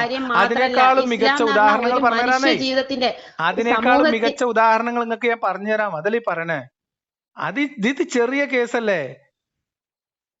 ഇതിപ്പോ പള്ളിയിലെ ഉസ്താദ് ചെലവ് കൂടിയിലേക്ക് വരുന്ന സ്ത്രീയും വിചാരിച്ചാൽ ആ വീടിനകത്ത് നടക്കുന്ന കാര്യമാണ്. എങ്ങനെ പറയാൻ സമ്മതിക്കുന്നില്ലല്ലോ. ഞാൻ ചോദിക്കുന്നത്, ചട്ടക്കൂടുണ്ട് എന്ന് നിങ്ങൾ പറയാണ്. ഈ ചട്ടക്കൂടിനെ കുറിച്ചാണ് നമ്മൾ സംസാരിച്ചത്. ആ ചട്ടക്കൂട് അങ്ങേയറ്റം മനുഷ്യത്വ വിരുദ്ധമാണ്. ഇസ്ലാമിന്റെ ചട്ടക്കൂട് അനുസരിച്ച് ഇസ്ലാം പറഞ്ഞുതരാം. ഒരെണ്ണാണ് പറഞ്ഞു തരുന്നതേ. ഒരു മനുഷ്യന്റെ വിശ്വാസ സ്വാതന്ത്ര്യത്തിന് മേൽ മുഹമ്മദിന്റെ കാലം തൊട്ട് മുഹമ്മദ് തുടങ്ങി വെച്ച കടന്നുകയറ്റം, അവരുടെ ബുദ്ധിക്ക്. അപ്പൊ കുറെ ബനു നളീറിന്റെ അടുത്താണെന്നാണ് എന്റെ ഓർമ്മ. ബനു നളീറിന്റെ അടുത്ത് പോയിട്ട് മുഹമ്മദ് പറയുന്നുണ്ട്, ജൂത സമൂഹമേ മുസ്ലിം ആവുക. അപ്പൊ അബുൽ ഖാസിം, നിങ്ങൾ സന്ദേശം എത്തിച്ചു കഴിഞ്ഞു, അവർ വിളിച്ചു പറയും. പിന്നെ മുഹമ്മദ് വിളിച്ചു പറയും, ജൂത സമൂഹമേ നിങ്ങൾ മുസ്ലിം ആവുക, എങ്കിൽ നിങ്ങൾക്ക് രക്ഷപ്പെടാം, അല്ലെങ്കിൽ ഈ ഭൂമിയും ഇതിലുള്ളതും അള്ളാഹുവിനും അതിന്റെ റസൂലിനും സ്വന്തമാണെന്ന്. ഇത് പ്രബോധന ഭീഷണിയോ? ഇത് പ്രബോധനാണ് ഭീഷണിയോ? നിങ്ങൾ പറയും. ഇങ്ങനെയൊക്കെ പറഞ്ഞ നബി ഒരു ജൂത സ്ത്രീ നടന്നു പോകുമ്പോ, പിന്നെ ജൂത സ്ത്രീ ഒരു ചുമടുമായിട്ട് നടന്ന ഒരു വൃദ്ധ ജൂത സ്ത്രീ നടന്നു പോകുമ്പോ അതിന്റെ ചുമട് വാങ്ങി തലയിൽ വെച്ച് വീട്ടിൽ എത്തിച്ചു കൊടുത്ത് ഉപദേശവും നബി തന്നെയാണ് ചെയ്യുന്നത്. ഇതൊരു സമൂഹത്തോട് പറയാണ്, ജൂത സമൂഹമേ മുസ്ലിം ആവുക. എല്ലാവരും മുസ്ലിം ആവുക. അപ്പോൾ അവർ പറഞ്ഞു അബുൽ ഖാസിം. അപ്പൊ അവരെന്താ പറഞ്ഞേ? മുഹമ്മദിനെ കുറിച്ച് ആദ്യം പറഞ്ഞിരുന്നത് വെച്ചിട്ട് അവര് പറഞ്ഞു, ഞാൻ ഒരു സന്ദേശവാഹകൻ മാത്രമാകുന്നു, ഞാൻ സന്ദേശം എത്തിക്കാൻ വന്നവൻ മാത്രമാകുന്നു എന്നല്ലേ മുഹമ്മദ് നബി ആദ്യം പറഞ്ഞിരുന്നത്, അല്ലേ? ആ മുഹമ്മദിനോട് ജൂതർ വിളിച്ചു പറഞ്ഞു, അബുൽ ഖാസിം നിങ്ങൾ സന്ദേശം എത്തിച്ചിരിക്കുന്നു. അതായത് മുഹമ്മദ് നിങ്ങളെ കടമ നിർവഹിച്ചു. ബാക്കി ഇവരുടെ ബുദ്ധിക്കും യുക്തിക്കും വിട്ടുകൊടുക്കല്ലേ ചെയ്യേണ്ടത്. അതിനുശേഷം മുഹമ്മദ് വീണ്ടും ആവർത്തിക്കുന്ന എന്താ? ജൂത സമൂഹമേ നിങ്ങൾ മുസ്ലിം ആവുക, എങ്കിൽ നിങ്ങൾക്ക് രക്ഷപ്പെടാം, അതല്ലെങ്കിൽ ഈ ഭൂമിയും ഇതിലുള്ളതും അവരുടെ ജീവനോടെ നിൽക്കാം, അല്ലെങ്കിൽ നാട് വിട്ടു കൊണ്ടുവരും. പിന്നെന്താ? ഈ ഭൂമിയും ഈ മണ്ണും അതിലുള്ളതും ഈ വസ്തുവും അതിലുള്ള സാധനങ്ങളൊക്കെ അള്ളാഹുവിനും അവന്റെ റസൂലിനുള്ളതാണ്. അവിടെ പറയുന്ന പരലോക വിജയാണ് അവിടെ പറയുന്നത്. ബനു നളീർ ഇസ്ലാം ആകാൻ സമ്മതിക്കാത്തത് കൊണ്ട് ബനു നളീറിന് എന്താ സംഭവിച്ചത്? നബി ജൂതന്മാരുമായിട്ട് നല്ല സ്നേഹത്തോടെ സഹവർത്തിച്ച ആളായിരുന്നു. ക്രൈസ്തവരായിട്ട് നല്ല സ്നേഹത്തോടെ പറഞ്ഞതാണല്ലോ. ബനു നളീറിന് എന്താ പറ്റി? ഞാൻ ബനു ഖുറൈളനെ പറ്റിയിട്ടോ ബനു നളീറിനെ പറ്റിയൊന്നും ഞാൻ ഭയങ്കര സ്നേഹമായിരുന്നു. അതായത് ഗുഹ്യരോമം മുളച്ചിട്ടുണ്ടോ നോക്കുക, വരിക്ക് നിർത്തുക, 700-800 ആളുകളെ കഴുത്ത് രാവിലെ മുതൽ വൈകുന്നേരം വരെ അറക്കുക. എന്തൊരു സ്നേഹം നബിക്ക്. നബിയും കൂട്ടരും നിങ്ങളെ ഇല്ല ചെയ്തിട്ടില്ലേ? നിങ്ങൾ പറയും ചെയ്തിട്ടില്ല എന്ന് പറയുന്നത്. നിങ്ങൾ പറയും ബനു ഖുറൈളയിലെ ഇസ്ലാമിനെ പറ്റി മനസ്സിലാക്കി ഈ രൂപത്തിൽ പരാമർശിച്ചാലല്ലേ ഇതിനൊക്കെ നിങ്ങൾ നല്ല വില മറുപടി പറയേണ്ടി വരും കേട്ടോ. ഒന്നുകിൽ നിങ്ങളെ സ്വാർത്ഥ താല്പര്യത്തിന് വേണ്ടി നിങ്ങൾ ബനു ഖുറൈള കൂട്ടക്കൊല സഹീഹ് ബുഖാരിയിലില്ലേ? നബി എല്ലാരും നിഷ്കരണം കൊല്ലുന്ന ആളായിരുന്നു നബി. സഹീഹുൽ ബുഖാരി ഒക്കെ വിടി. സഹീഹുൽ ബുഖാരി ഒന്നും സത്യാവസ്ഥ എന്നുള്ള ഇതല്ല. സഹീഹുൽ ബുഖാരി നമുക്ക് തള്ളിക്കളയേണ്ട ഒരുപാട് കാര്യങ്ങളുണ്ട്. ഖുറാനിലുള്ളത് മാത്രം. ഖുറാന് യഥാർത്ഥാണ്, കറക്റ്റ് ആണ്. ഒരു 2 മണി തൂക്കങ്ങൾക്ക് മാറാൻ കഴിയും. നിങ്ങൾ ചിന്തിക്കുക അതിനെ പറ്റിയിട്ട്. നിങ്ങൾ അവിടെ ഇവിടെ ഖുറാൻ എന്ന് പറയാൻ കൃത്യമായിട്ട് പറയുന്നില്ല. ഓരോ സമയത്ത് വരുന്ന ഓരോത്തിനെ നിഷ്കർഷിച്ചാണ് ഖുർആൻ ഇറങ്ങിയത്. അതിന്റെ അത് ചിന്തിച്ചാൽ നിങ്ങൾക്ക് മനസ്സിലാവും. ഖുർആനിൽ ഒരു അണുമണി തൂക്കം നിങ്ങൾക്ക് മാറ്റം കേറില്ല. നിങ്ങളെ സ്വന്തം താല്പര്യങ്ങളനുസരിച്ച് നിങ്ങൾ ഖുർആൻ തെറ്റാണ്, ഖുർആൻ മുഹമ്മദ് നബീന്റെ പിന്നെ സൃഷ്ടിയാണ്, പിന്നെ ഖുർആൻ കള്ളത്തരാണ്, പൊള്ളാണ് എന്നൊക്കെ നിങ്ങൾ പറയും. അത് ഖുർആനിൽ വിശ്വസിക്കുന്ന ഒരാൾക്കും ഖുർആനിൽ ഞാൻ ആദ്യം പറഞ്ഞു വെച്ചത്, ഇപ്പൊ നിങ്ങൾ പറഞ്ഞല്ലോ ജൂതന്മാരെ നബി നിഷ്കരുണം മതിക്കുന്ന ആളാണെന്ന് പറഞ്ഞല്ലോ. നബി ജൂതന്മാരായിട്ടും ക്രിസ്ത്യാനികളായിട്ടും ഒക്കെ നല്ല സ്നേഹബന്ധം നിലനിർത്തിയിരുന്ന ആള്. നബി വഫാത്താകുന്ന സമയത്ത് നബിന്റെ പടയാങ്കി ഒരു ജൂത സ്ത്രീയുടെ കയ്യിലേനുണ്ടായിനെ. നിങ്ങൾ നോക്കി, നിങ്ങൾ എന്താ അറിയോ, നമ്മളിങ്ങനെ അവിടുന്ന് ഇവിടുന്ന് എന്തെങ്കിലും പെറുക്കി പിടിച്ചിട്ട് വന്ന കാര്യമില്ല. ഇതിനാകെ അവിടുന്ന് ഇവിടുന്ന് പെറുക്കി എടുത്തിട്ടേ ഓരോന്നോരോന്ന് ചെറിയ ജൂതന്മാരെ കൊന്ന് നബി ഇങ്ങനെ വധിക്കുന്ന ആളാണ് എന്ന് പറഞ്ഞ ഞാൻ പറഞ്ഞ ഓരോടൊക്കെ നബി ഓരോടൊക്കെ പ്രഖ്യാപിത ശത്രുക്കളാണ്. നബി ഓരോടൊക്കെ സ്നേഹത്തോടെ വർത്തിച്ചതാണെന്നുള്ളതിന്റെ ഒരു ഉദാഹരണമാണ് നബിയാണ് പറഞ്ഞത്. ഈ അറേബ്യൻ ഉപഭൂഖണ്ഡത്തിൽ നിന്ന് ക്രിസ്ത്യാനികളെയും ജൂതന്മാരെയും ഞാൻ കെട്ടുകെട്ടിക്കും, ഇവിടെ മുസ്ലിങ്ങളെ അല്ലാതെ ഞാൻ ജീവിക്കാൻ അനുവദിക്കുകയില്ല എന്ന് പറഞ്ഞത് മുഹമ്മദ് നബിയാണ്. താങ്കളുടെ കോൾ ഹോൾഡ് ചെയ്തിരിക്കുന്നു, ലൈനിൽ തുടരുക. आप जिस व्यक्ति से बात कर रहे हैं उन्होंने आपके कॉल को होल्ड पर रखा है, कृपया लाइन पर बने रहिए. The person you are speaking with has put your call on hold. Please stay on the line. താങ്കളുടെ കോൾ ഹോൾഡ് ചെയ്തിരിക്കുന്നു, ലൈനിൽ തുടരുക. आप जिस व्यक्ति से बात कर रहे हैं उन्होंने आपके कॉल को होल्ड पर रखा है, कृपया लाइन पर बने रहिए. The person you are speaking with has put. പിന്നെ എന്താ പറഞ്ഞ ജൂതന്മാരെ കൊന്നല്ലേ? പിന്നെ ജൂതന്മാരെ കെട്ടുകെട്ടിക്കുന്നു, അറേബ്യൻ ഉപഭൂഖണ്ഡത്തിൽ നിന്ന് കെട്ടുകെട്ടിക്കുന്നു. ഇത് ആര് നബി പറഞ്ഞ? ഹദീസിലുണ്ട്. ഏത് ഹദീസാണോ? ചുട്ട് ധരിക്കേണ്ട ഹദീസാണ് അതൊക്കെ. അതാരോ ഉണ്ടാക്കി വെച്ച കെട്ടുകഥകളാണ് അതൊക്കെ. അതൊക്കെ വെച്ചിട്ടാണ് നിങ്ങൾ ഇസ്ലാമിനെ വിലയിരുത്തുന്നത്? എങ്ങനെ? അതൊക്കെ മനസ്സിലാക്കിയിട്ടാണ് നിങ്ങൾ ഇസ്ലാമിനെ വരുത്തുന്നത്. ഇവിടെ എല്ലാ മനുഷ്യരും തിങ്ങി നിറഞ്ഞ ഈ നാട്ടില് നബി സത്യപ്രബോധനം മാത്രമേ ചെയ്തിട്ടുള്ളൂ. ഒരു മതത്തിന് നബി എവിടെയാണ് നബി എവിടെ ഇറങ്ങി? എവിടെ നബി പ്രബോധനം ചെയ്തേ? അവിടെ എല്ലാരും താമസിക്കുന്നിടത്ത് മുഹമ്മദ് നബി വന്നിട്ട് പോയിട്ട് നിങ്ങളൊക്കെ കെട്ടുകെട്ടിക്കും, നിങ്ങളെ ഈ ഭൂഖണ്ഡത്ത് അറേബ്യൻ ഭൂഖണ്ഡത്ത് ഞാൻ കെട്ടുകെട്ടിക്കും നബി പറഞ്ഞിട്ടുണ്ട്. ഈ രൂപത്തില് നിങ്ങൾ ഈ രൂപത്തിൽ തന്നെ ഹദീസുകൾ എടുത്തോളി. ഹദീസുകളുണ്ട്, ഒരു നസായും വേണ്ട, ഇബ്നു മാജയിലുണ്ട്, ആരോ ഉണ്ടാക്കിയ കള്ള ഹദീസുകളും ആരോ ഉണ്ടാക്കിയ കള്ളത്തര എഴുതി വെച്ച സഹീഹുൽ ബുഖാരിയിലൊക്കെ കുറെ തള്ളിക്കളയേണ്ട കാര്യങ്ങളുണ്ട്. സഹീഹുൽ ബുഖാരി വെച്ച് നിങ്ങൾ ഇസ്ലാമിനെ ഇതാക്കണ്ട. അതിൽ ഒരുപാട് കാര്യങ്ങൾ നോക്ക്. എന്റെ വാദം എന്താ, നമുക്കൊരു ഒരു സമവായത്തിലെത്താം. നിങ്ങൾ പറയണു സഹീഹുൽ ബുഖാരിയിൽ കുറെ തള്ളിക്കളയേണ്ടതുണ്ട് അല്ലേ? ഞാൻ പറഞ്ഞു ഖുർആനിലും ഇസ്ലാമിലും കുറെ ഇന്നത്തെ കാലത്ത് മനുഷ്യർക്ക് യോജിക്കാത്തതും തള്ളിക്കളയേണ്ടതുണ്ട്. ഇതുള്ള നമ്മൾ തമ്മിലെ വ്യത്യാസം. നിങ്ങൾക്ക് ഖുർആനിൽ തള്ളിക്കളയേണ്ടത് തോന്നുന്നില്ല. ഇനി ഞാൻ നിഷ്പക്ഷമായിട്ട് ഒരു ചോദ്യം ചോദിക്കട്ടെ. നിങ്ങൾ ഒരു സൃഷ്ടാവുണ്ട് നിങ്ങൾ വിശ്വസിക്കുന്നുണ്ടോ? ഖുർആൻ പോട്ടെ, ഒരു സൃഷ്ടാവുണ്ട് നിങ്ങൾ വിശ്വസിക്കുന്നുണ്ടോ? ഇല്ല. ഖുർആനിൽ നിങ്ങൾ വിശ്വസിക്കില്ല, കെട്ടുകഥയാണ് ഖുർആൻ അല്ലേ? ഖുർആൻ മാത്രമല്ല, ഖുർആൻ മാത്രമല്ല, എല്ലാം ഇത്തരം ദൈവകഥകൾ പറയുന്ന ഒക്കെ ഭാവന സൃഷ്ടികളാണ്. നിങ്ങളോട് പറഞ്ഞിട്ട് കാര്യമില്ല. എന്തായാലും പിന്നെ ഞാൻ ഈ ഇതില്ലേ, പിന്നെ ഞാൻ നിങ്ങളോട് ഒരു ഉപദേശം പറയാം. നിങ്ങൾക്ക് ഇപ്പുള്ള ഈ വിശ്വാസത്തിന് വേണ്ടിട്ട് നിങ്ങൾ വെറുതെ ബൈബിളിന് ഇതിന്റെ ഒന്നും പിന്നാലെ പോകണ്ട. അതിന് തന്നെ മതി, ധാരാളമാണ്. ഞാനില്ലേ എന്താ പറയുക, ഉള്ള ഈമാൻ തെറ്റിപ്പോവും. നമുക്ക് ചില സമയത്തൊക്കെ നമ്മൾ ഇത് വായിക്കുമ്പോ, ഞാൻ ഇതൊക്കെ വായിച്ചു നോക്കിയിട്ടുണ്ട്, 1-2 റൗണ്ടൊക്കെ ഇങ്ങനെ ഇടക്ക് വായിക്കും ബൈബിളായാലും. അപ്പൊ മനുസ്മൃതി വായിക്കുമ്പോ നമുക്ക് പല ഖുർആൻ വചനങ്ങളും ഓർമ്മ വരും. ബൈബിളില് എന്തായാലും ക്രിസ്ത്യാനികളാണെങ്കിലും ഒരു വിശ്വാസം തെറ്റിക്കുന്ന രൂപത്തിലൊന്നും വരുന്നില്ല. മാത്രല്ല നമ്മള് മുസ്ലിങ്ങൾ വിശ്വസിക്കുന്നത് എന്താണ്? ഖുർആനാണ് കറക്റ്റ് എന്നുള്ളതാണ് വിശ്വസിക്കുന്നത്. അത് വിശ്വസിക്കുന്ന കാലം വരെ തെറ്റിപ്പോവില്ല.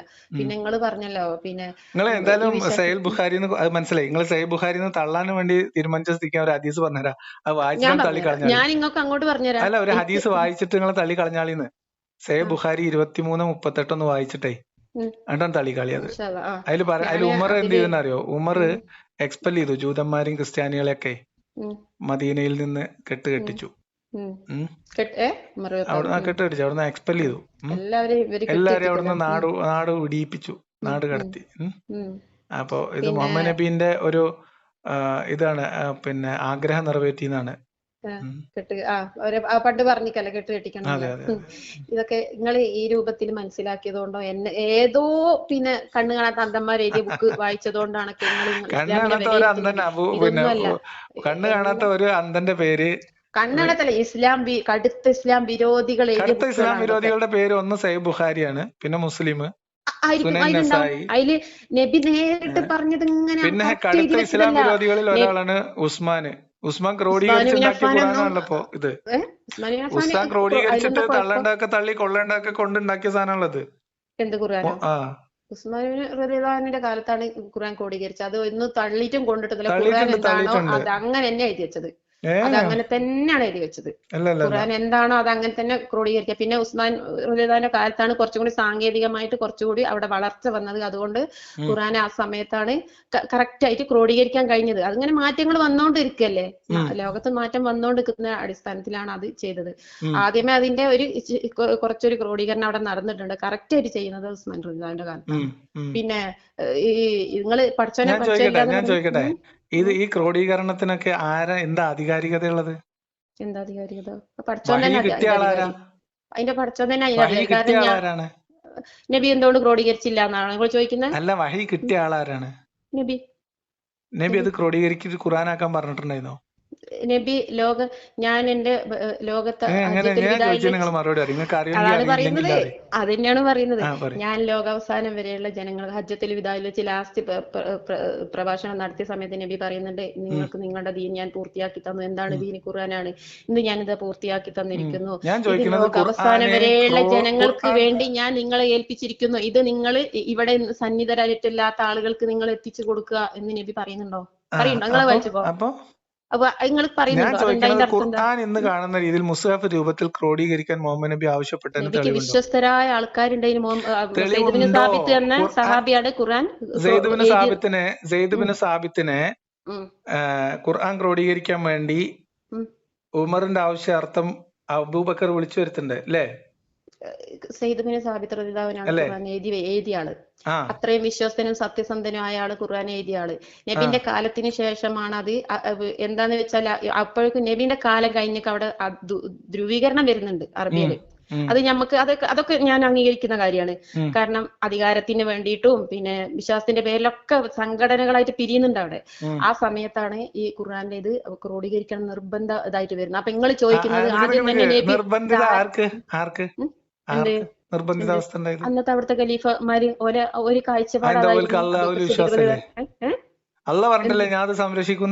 അന്ന് അള്ള സംരക്ഷിക്കുന്നത് അത് കാലങ്ങളായിട്ട് സംരക്ഷിച്ചിട്ടില്ലേ? ഇപ്പൊ ഇന്ന് സംരക്ഷിക്കപ്പെടുന്നുണ്ടോ? അലി ആശങ്കപ്പെട്ട ഒരായത്ത് ഖുർആനിൽ കാണാനില്ല. അലി ആശങ്കപ്പെട്ട എന്താ? പിന്നെ വ്യഭിചാരികളെ എറിഞ്ഞു കൊല്ലണ ആയത്ത് നഷ്ടപ്പെട്ടു പോകുമെന്ന് ഞാൻ ആശങ്കപ്പെടുന്നു എന്ന് അലിയുടെ ഹദീസുണ്ട്. ഹദീസല്ലേ? അത് അലി പറഞ്ഞിക്കോന്നുള്ളത് ആദ്യം നോക്കണം. അല്ല, അങ്ങനെ ആയത്തിറങ്ങിയില്ലേ? അത് ഉണ്ട്. എന്താണ് ശിക്ഷയും ഉണ്ട്, ശിക്ഷാ നടപടികൾ. എവിടെ? മുസ്ലിങ്ങളുടെ ഇസ്ലാമിക ശരീഅത്തില് വ്യഭിചാരിണികള് എറിഞ്ഞു കൊല്ലണം എന്നുള്ള ശിക്ഷയില്ലേ? ഒറ്റ മിനിറ്റ്. വ്യഭിചാരിണികളെ എറിഞ്ഞു കൊല്ലണം എന്ന ശിക്ഷയില്ലേ? താങ്കളുടെ കോൾ ഹോൾഡ് ചെയ്തിരിക്കുന്നു, ലൈനിൽ തുടരുക. आप जिस व्यक्ति से बात कर रहे हैं उन्होंने आपके कॉल को होल्ड पर रखा है. कृपया लाइन पर बने रहिए. The person you are speaking with has put your call on hold. Please stay on the line. താങ്കളുടെ കോൾ ഹോൾഡ് ചെയ്തിരിക്കുന്നു, ലൈനിൽ തുടരുക. आप जिस व्यक्ति से बात कर रहे हैं उन्होंने आपके कॉल को होल्ड पर रखा है. कृपया लाइन पर बने रहिए. The person you are speaking with has put your call on hold. Please stay on the line. Hello, എവിടെയാണ് പറഞ്ഞെത്തിയ? പിന്നെ ഖുർആന്റെ ക്രോഡീകരണല്ലേ നിങ്ങൾ ചോദിച്ചത്? ഖുർആനെ ക്രോഡീകരിക്കല് നബിന്റെ ആവശ്യമില്ലായിരുന്നു, അള്ളാന്റെ ആവശ്യമില്ല. അള്ള സംരക്ഷിക്കുന്ന പറഞ്ഞിട്ടുണ്ടെങ്കിൽ ഒരു അപകടം മുന്നിൽ വന്നിട്ടുണ്ടെങ്കിൽ നമ്മൾ എന്താ ചെയ്യേണ്ടത്? അള്ള സംരക്ഷിക്കും നമ്മളെ വെച്ചാൽ അവിടെ പോയിട്ട് ഇങ്ങനെ നിന്ന് കൊടുക്കലല്ല. നമുക്ക് നമ്മളെ കൊണ്ട് ചെയ്യാൻ കഴിയുന്നത് നമ്മൾ ചെയ്യാ, പഠിച്ചോല് വരേൽപ്പിക്കുക എന്നത് തന്നെയാണ് എല്ലാത്തിനും വരുന്നത്. അള്ളാഹു പറഞ്ഞിട്ടുണ്ടോ? ഞാൻ ചിരിക്കാതെ വേറെ ഒന്നും ചെയ്യാൻ പറ്റില്ലാത്തോണ്ടാണ്. ഞാൻ ഒരു ഹദീസ് നമ്പർ പറഞ്ഞുതരാം. നിങ്ങൾ തള്ള് കൊള്ളു നിങ്ങൾ ഇഷ്ടം. നിങ്ങൾക്ക് ഒരു ഹദീസ് നമ്പർ പറഞ്ഞുതരാം. സഹീഹുൽ ബുഖാരി 7191. അബൂബക്കറിന്റെ കാലത്ത് ഈ ഖുർആൻ ക്രോഡീകരിക്കേണ്ടുന്ന സാഹചര്യം വിശദീകരിക്കുന്ന ഹദീസാണ്. സഹീഹുൽ ബുഖാരി 7191 നിങ്ങൾ എഴുതി വെച്ചോളൂ. ഇത് സുന്ന റെഫറൻസ് ആണ്. ബുക്ക് റെഫറൻസ് ആണെങ്കിൽ വോളിയം 9 ബുക്ക് 89 ഹദീസ് 301. ഓക്കെ, ഇനി പറയട്ടെ, ഞാൻ നിങ്ങൾക്ക് വിഷയം പറഞ്ഞുതരാം. യമാമ യുദ്ധം, അതായത് റിദ്ദ വാർ എന്ന് പറയുന്നത്, റിദ്ദ വാർ കഴിഞ്ഞു. റിദ്ദ വാർ കഴിഞ്ഞിട്ട് ഒരുപാട് ഹാഫിളുകൾ കൊല്ലപ്പെട്ടു. ഉമറിന് ആശങ്കയായി. ഉമർ വന്ന് അബൂബക്കറിനോട് പറഞ്ഞു, ഇതിങ്ങനെ പോയാൽ ശരിയാവില്ല, നമുക്ക് ഇതൊന്ന് ക്രോഡീകരിക്കണം എന്ന്, അല്ലേ? അങ്ങനെ സെയ്ദിനെ ആളയച്ച് വിളിച്ചു വരുത്തി, അല്ലേ? ആദ്യം ഉമർ പോയിട്ട് അബൂബക്കറിനോട് ഈ ആവശ്യം പറയുമ്പോ തന്നെ അബൂബക്കർ പറയുന്നുണ്ട്, അള്ളാഹുവിന്റെ റസൂല് ചെയ്യാൻ പറയാത്തൊരു കാര്യം എങ്ങനെ ചെയ്യും പറഞ്ഞിട്ടില്ല. അതുകൊണ്ട് പിന്നെ എങ്ങനെ ചെയ്യും? അതുകൊണ്ട് ഉമർ പിന്നെ നിർബന്ധിച്ചു. അബൂബക്കർ സമ്മതിച്ചു.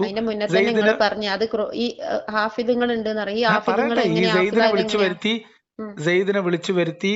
എന്നിട്ട് അയാളെ ഒന്ന് പൊക്കി വെച്ചിട്ട് അയാളെ ഒന്ന് എന്താ പറയാ, നമ്മളൊന്ന് ഇതാക്കി പറയില്ല, അവിടെ സുഖിപ്പിച്ചെന്ന് വർത്താനൊക്കെ പറഞ്ഞിട്ട് പറഞ്ഞു, അബൂബക്കർ പറഞ്ഞു, ഇത് എന്താ പറയാ, ഇത് ക്രോഡീകരിക്കണം. അപ്പൊ ഈ സെയ്ദ് ബിൻ സാബിത്ത്, അതാ പറഞ്ഞാണ്, സെയ്ദ് ബിൻ സാബിത്ത് പറയാണ്, എന്താ അറിയോ, അള്ളാഹുവിന്റെ റസൂല് പറയാത്തൊരു കാര്യം നിങ്ങൾ എങ്ങനെ എന്നോട് കൽപ്പിക്കുന്ന ചോദിക്കണേ. റസൂലിന് പറയാത്തൊരു കാര്യങ്ങൾ എങ്ങനെ എന്നോട് കൽപ്പിക്കുന്നു? അത് റസൂല് പറഞ്ഞത് എന്താണ്? ഞാൻ ഈ ഖുർആൻ നിങ്ങൾക്ക് ലോകാവസാനം വരെയുള്ള ജനങ്ങൾക്ക് ഞാൻ തന്നിരിക്കും, മാതൃകയായി തന്നിരിക്കുന്നു. അള്ളാഹു പറഞ്ഞിട്ടുണ്ടാ സംരക്ഷിക്കുന്നത്. പടച്ചോൻ പറഞ്ഞിട്ടുണ്ട്, പടച്ചോന്ന് സംരക്ഷിച്ചു പോരുന്നുണ്ട്. എന്നിട്ട് ഈ സെയ്ദ് ബിൻ സാബിത്ത് എന്താ പറഞ്ഞറിയോ, ഉഹദ് മലങ്ങൾ ഇവിടുന്ന് ഓരാരും പ്രവാചകനായിരുന്നില്ല, ഓരാരും പ്രവാചകന്മാരായിരുന്നില്ല, അനുയായികൾ മാത്രാണ്. കാരണം നബിയുള്ള കാലത്ത് എന്താണ്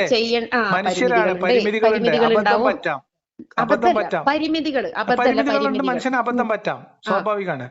അപ്പൊ സെയ്ദ് ബിൻ സാബിത്ത് എന്താ പറഞ്ഞറിയോ, നിങ്ങൾ ഇന്നോട് ഈ ഉഹദ് മല ഇവിടുന്ന് എടുത്തിട്ട് വേറെ സ്ഥലത്തേക്ക് വെക്കാൻ പറയാൻ ഞാൻ ഇതിനേക്കാളും എളുപ്പമായിരുന്നു എന്നാ പറഞ്ഞു.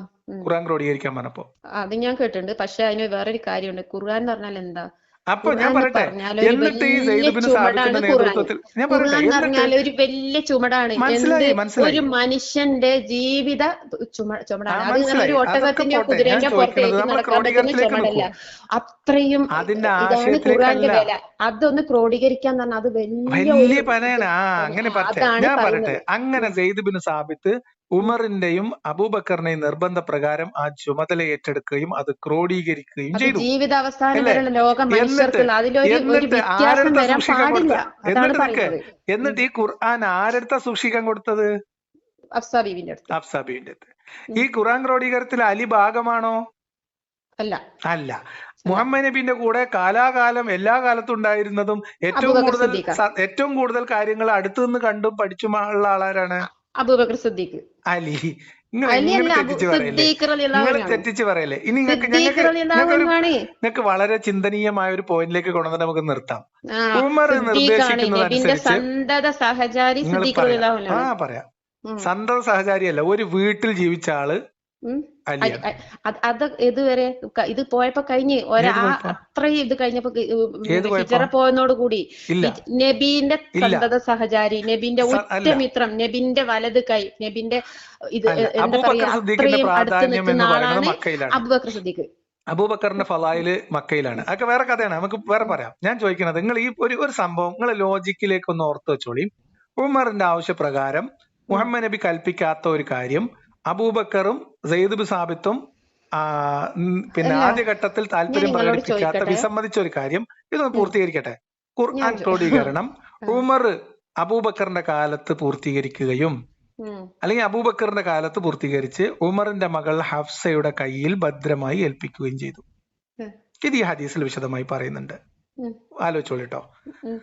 ആയിഷയുടെ തലയിണയുടെ അടിയിൽ നിന്ന് ആണ് വ്യഭിചാരിണികളെ എറിഞ്ഞു കൊല്ലണം എന്ന ആയത്ത് ആട് തിന്നുപോയി എന്ന് ആയിഷ പറയുന്നത്. ഓക്കെ, അലി പറയുന്നു അലി പറയുന്നു ആ ഖുർആനിലെ വചനം ഇപ്പൊ ഇല്ലട്ടോ. ഇനി അലി ആശങ്കപ്പെടുന്നതായിട്ട് വേറെ ഹദീസ് ഉണ്ട്. ഈ വ്യഭിചാരിണികളായിട്ടുള്ള ആളുകളെ എറിഞ്ഞു കൊല്ലുന്ന ആയത്ത് അത് ഖുർആനിൽ നിന്ന് നഷ്ടപ്പെട്ടു പോകുമെന്ന് ഞാൻ ആശങ്കപ്പെടുന്നു എന്ന് അലി പറയുന്ന ഒരു സന്ദർഭം ഒരു ഭാഗത്തുണ്ട്. ഓക്കെ. ആയിഷന്റെ വാപ്പ ഖലീഫ ആയിരിക്കുന്ന സമയത്ത് ഹഫ്സയുടെ പിതാവ് ഉമറിന്റെ നിർബന്ധത്തിന് വഴങ്ങിയിട്ടാണ് ഖുർആൻ ക്രോഡീകരിക്കുന്നത്. ആ ക്രോഡീകരണത്തിന്റെ സമയത്ത് ആയിഷന്റെ കയ്യിൽ ഉണ്ടായിരുന്ന ഖുർആന്റെ ഈ വചനം ആടുത്തുനിന്ന് പോയിട്ടുണ്ട്. അലി ഈ കാര്യത്തിൽ ആശങ്ക പ്രകടിപ്പിച്ചിട്ടുണ്ട്. അലി ഖുർആൻ ക്രോഡീകരണത്തിന്റെ ഭാഗമായിരുന്നില്ല. ഇതൊക്കെ കൂടെ അങ്ങോട്ട് കൂട്ടി വെച്ച് ആലോചിച്ചിട്ട് നിങ്ങൾ ഒറ്റ കാര്യം ആലോചിച്ചാൽ മതി. ഇങ്ങനെ മനുഷ്യർ, അതായത് മുഹമ്മദ്, ഇനി ഇതൊക്കെ ക്രോഡീകരിച്ച് കഴിയുമ്പോൾ ഇത് വെരിഫൈ ചെയ്യേണ്ട ആളാരാ? വഹി നേരിട്ട് കിട്ടിയ ആളാരാ? നബി. നബിക്കല്ലേ അറിയുള്ളൂ ഇതിൽ എന്തെങ്കിലും കലർപ്പ് വന്നിട്ടുണ്ടോ, തെറ്റ് പറ്റിയിട്ടുണ്ടോ, എന്തെങ്കിലും മിസ്സായിട്ടുണ്ടോ, അല്ലെങ്കിൽ ഇതിൽ കൂട്ടിച്ചേർക്കൽ ഉണ്ടായിട്ടുണ്ടോ എന്ന് വെരിഫൈ ചെയ്യാൻ പറ്റുന്ന ഒരേ ഒരാളാരാണ്? മുഹമ്മദ് നബി. മുഹമ്മദ് നബി ആ സാധനം പ്രൂഫ് റീഡ് ചെയ്തിട്ടുണ്ടോ? ഇല്ല. അപ്പൊ ഞാനൊരു പുസ്തകം എഴുതി, ഞാൻ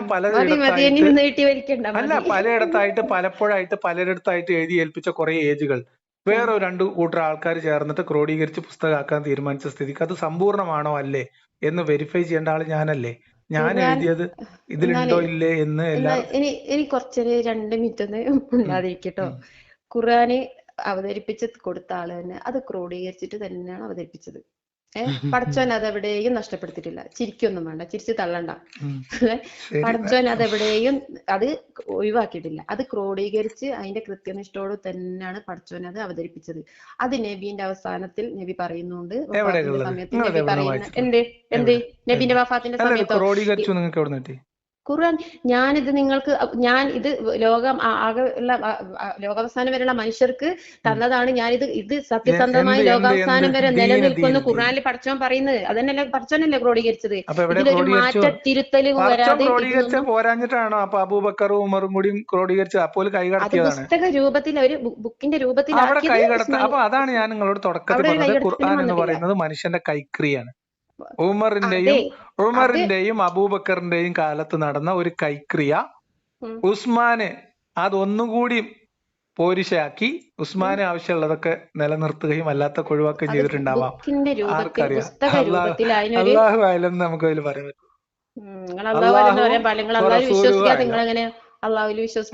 നമുക്ക് പറയാൻ പറ്റുള്ളൂ. വിശ്വാസികൾക്ക് പറയാൻ പറ്റുന്ന ഒരു കാര്യം, ഖുർആനിൽ അള്ളാഹു മുഹമ്മദ് നബിക്ക് അവതരിപ്പിച്ചു കൊടുത്തു എന്ന് വിശ്വസിക്കുന്ന എല്ലാ വിശ്വാസികൾക്കും അങ്ങനെ അവതരിപ്പിച്ചു കൊടുത്ത മുഴുവനായിട്ടുള്ള ആയത്തുകളും ഖുർആനിലുണ്ട് എന്നുള്ളതും അത് സമ്പൂർണ്ണമാണ്, വഹിയെല്ലാം പൂർണ്ണമായിട്ട് അതിനകത്ത് ഉണ്ട് എന്നും ഒരുറപ്പില്ല. അതിനാകെ വിശ്വാസികൾക്ക് പറയാൻ പറ്റുന്നത് അള്ളാഹു റസൂലു ആയാലും എന്ന് മാത്രമാണ്. അള്ളാഹു എന്റെ റസൂലിനും അറിയാവുന്നത്. ഇനി മഹ്ശറിൽ ചെന്നിട്ട് ആ റസ്മുൽ ഉസ്മാനി ഒന്ന് എടുത്തിട്ട് മുഹമ്മദ് നബി ഒന്ന് വായിക്കാൻ അറിയില്ല. എന്തായാലും ആരെങ്കിലും വായിച്ചു കൊടുത്തിട്ട് കേട്ടാല് വായിച്ച് കേട്ടാലായിരിക്കും ചിലപ്പോ നബി അന്തം വിട്ടു പോണത്. എത്രയോ ആയത്തുകൾ ഉണ്ടായിരുന്നു. ആ അഹ്സാബിൽ എത്രയോ ആയത്തുണ്ടായിരുന്നു അത്രേ. അഹ്സാബിലേ സൂറത്ത് അഹ്സാബിലേ ഞാൻ പറയട്ടെ, സൂറത്ത് അഹ്സാബിൽ 200 ചില്ലാൻ ആയത്തുണ്ടായിരുന്നല്ലോ. എന്താ ഇന്ന് ആർക്കറിയാം?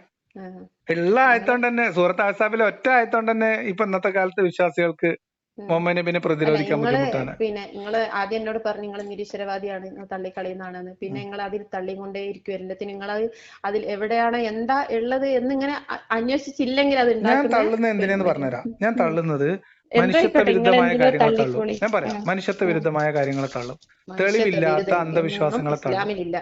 ഇങ്ങക്കറിയാം മനുഷ്യത്വ വിരുദ്ധമായിട്ട് ഇസ്ലാമിലോ ഇസ്ലാമിന്റെ അടിസ്ഥാനം തന്നെ മനുഷ്യത്വമില്ലായ്മയാണ്. ഇസ്ലാമിന്റെ അടിസ്ഥാനം എന്ന് പറഞ്ഞാൽ മനുഷ്യർ എന്ന രീതിയിലല്ല. ഇസ്ലാമിന്റെ മനുഷ്യത്വം തന്നെ ഗോത്രിയാണ്. അതായത് മുസ്ലിങ്ങൾ സഹോദരങ്ങൾ, അപ്പൊ ബാക്കിയുള്ളവരോ മുസ്ലിങ്ങൾ സഹോദരങ്ങൾ പരസ്പരം. മനുഷ്യരെന്ന് വിളിച്ചത് മനുഷ്യരെല്ലാവരും സഹോദരി സഹോദരന്മാരാണ്.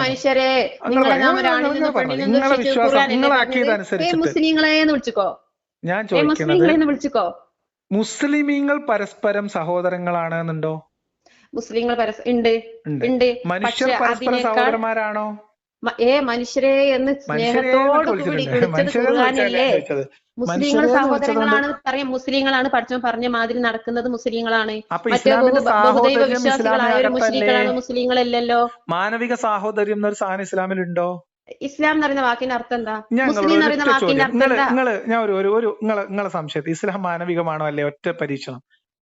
ക്രിസ്ത്യൻ സഹോദരൻ ഒരു മിനിറ്റ്, ഒരു ക്രിസ്ത്യൻ സഹോദരൻ മുസ്ലിം എന്ന വാക്കിന്റെ അർത്ഥം എന്താ? ഇത് പറഞ്ഞിട്ട് പറയും. മുസ്ലിം എന്ന വാക്കിന്റെ അർത്ഥം എന്താ? നിങ്ങൾ പറഞ്ഞോളൂ. മുസ്ലിം നിങ്ങൾ പറയും, നിങ്ങൾ പഠിച്ച നിങ്ങൾ കുറേ എന്നോട് നിങ്ങൾ അന്ന് പറഞ്ഞ് സമർപ്പിച്ചത്. എന്ത് സമർപ്പിച്ചത്? എല്ലാം അള്ളാഹുവിൽ സമർപ്പിച്ചത്. ആരാധന, അനുസരണം, കീഴ്വണക്കം എല്ലാം അള്ളാഹുവിൽ സമർപ്പിച്ചു. അപ്പൊ മുസ്ലിം ഇങ്ങനെയുള്ള മുസ്ലിം സഹോദരങ്ങളാണ് എന്നാണ് പറയുന്നത്. അല്ലാതെ അള്ളാഹ്ക്ക് പകരം വേറെ കുറെ ബിംബങ്ങളുണ്ട്, കുറെ ദൈവങ്ങളുണ്ട്, പിന്നെ കുറെ അതുണ്ട് ഇതുണ്ട്. അത് സഹോദരങ്ങളാണ്. അതെങ്ങനെയാ പഠിച്ചോൻ പറയാ? അങ്ങനെ എങ്ങനെ അവർക്ക് ശിക്ഷ കൊടുക്കുന്ന ആള് ഞാനാണ്, അല്ലാതെ ഓലെ അശുദ്ധരാണെന്ന് പറയാൻ പറ്റുമോ? അശുദ്ധരാണെന്നോ?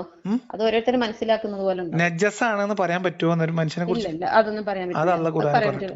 ഖുർആനിൽ പറഞ്ഞു മുശ്രിക്കുകൾ നജസാണെന്ന് ഖുർആനിൽ എവിടെ പറഞ്ഞത്? ഒന്ന് പറയും. മുശ്രിക്കുകളെ പിന്നെ ബഹുദൈവ വിശ്വാസികളെ മുശ്രിക്കുകളെ ബഹുദൈവ വിശ്വാസികളെ പറഞ്ഞു ഒരു മനുഷ്യൻ നജസാണ്, ഒരു മനുഷ്യൻ നജസാണെന്ന് പറയാൻ പാടില്ല നിങ്ങൾ പറഞ്ഞു. മനുഷ്യത്വത്തോടുള്ള ഒരു ഖുർആനില് മനുഷ്യനെ നജസാണ്. ആദം സന്തതികളെ നാം ബഹുമാനിച്ചിരിക്കുന്നു. ഇവിടെ പിന്നെ ആദിവാസികളായാലും ഇവിടെ വലിയ പിന്നെ ബ്രാഹ്മണന്മാരായാലും ഒക്കെ പഠിച്ചവന്റെ സൃഷ്ടിയാണ്. അള്ളാഹ് ബഹുമാനിച്ചിരിക്കുന്നു എന്ന് പറയുന്നത്. അവിടെ ഒരു നജസ് വരുന്നത് ഖുർആൻ ഏതായത്തിലുള്ളത്? ഏത് സുഹൃത്തിലുള്ളത്?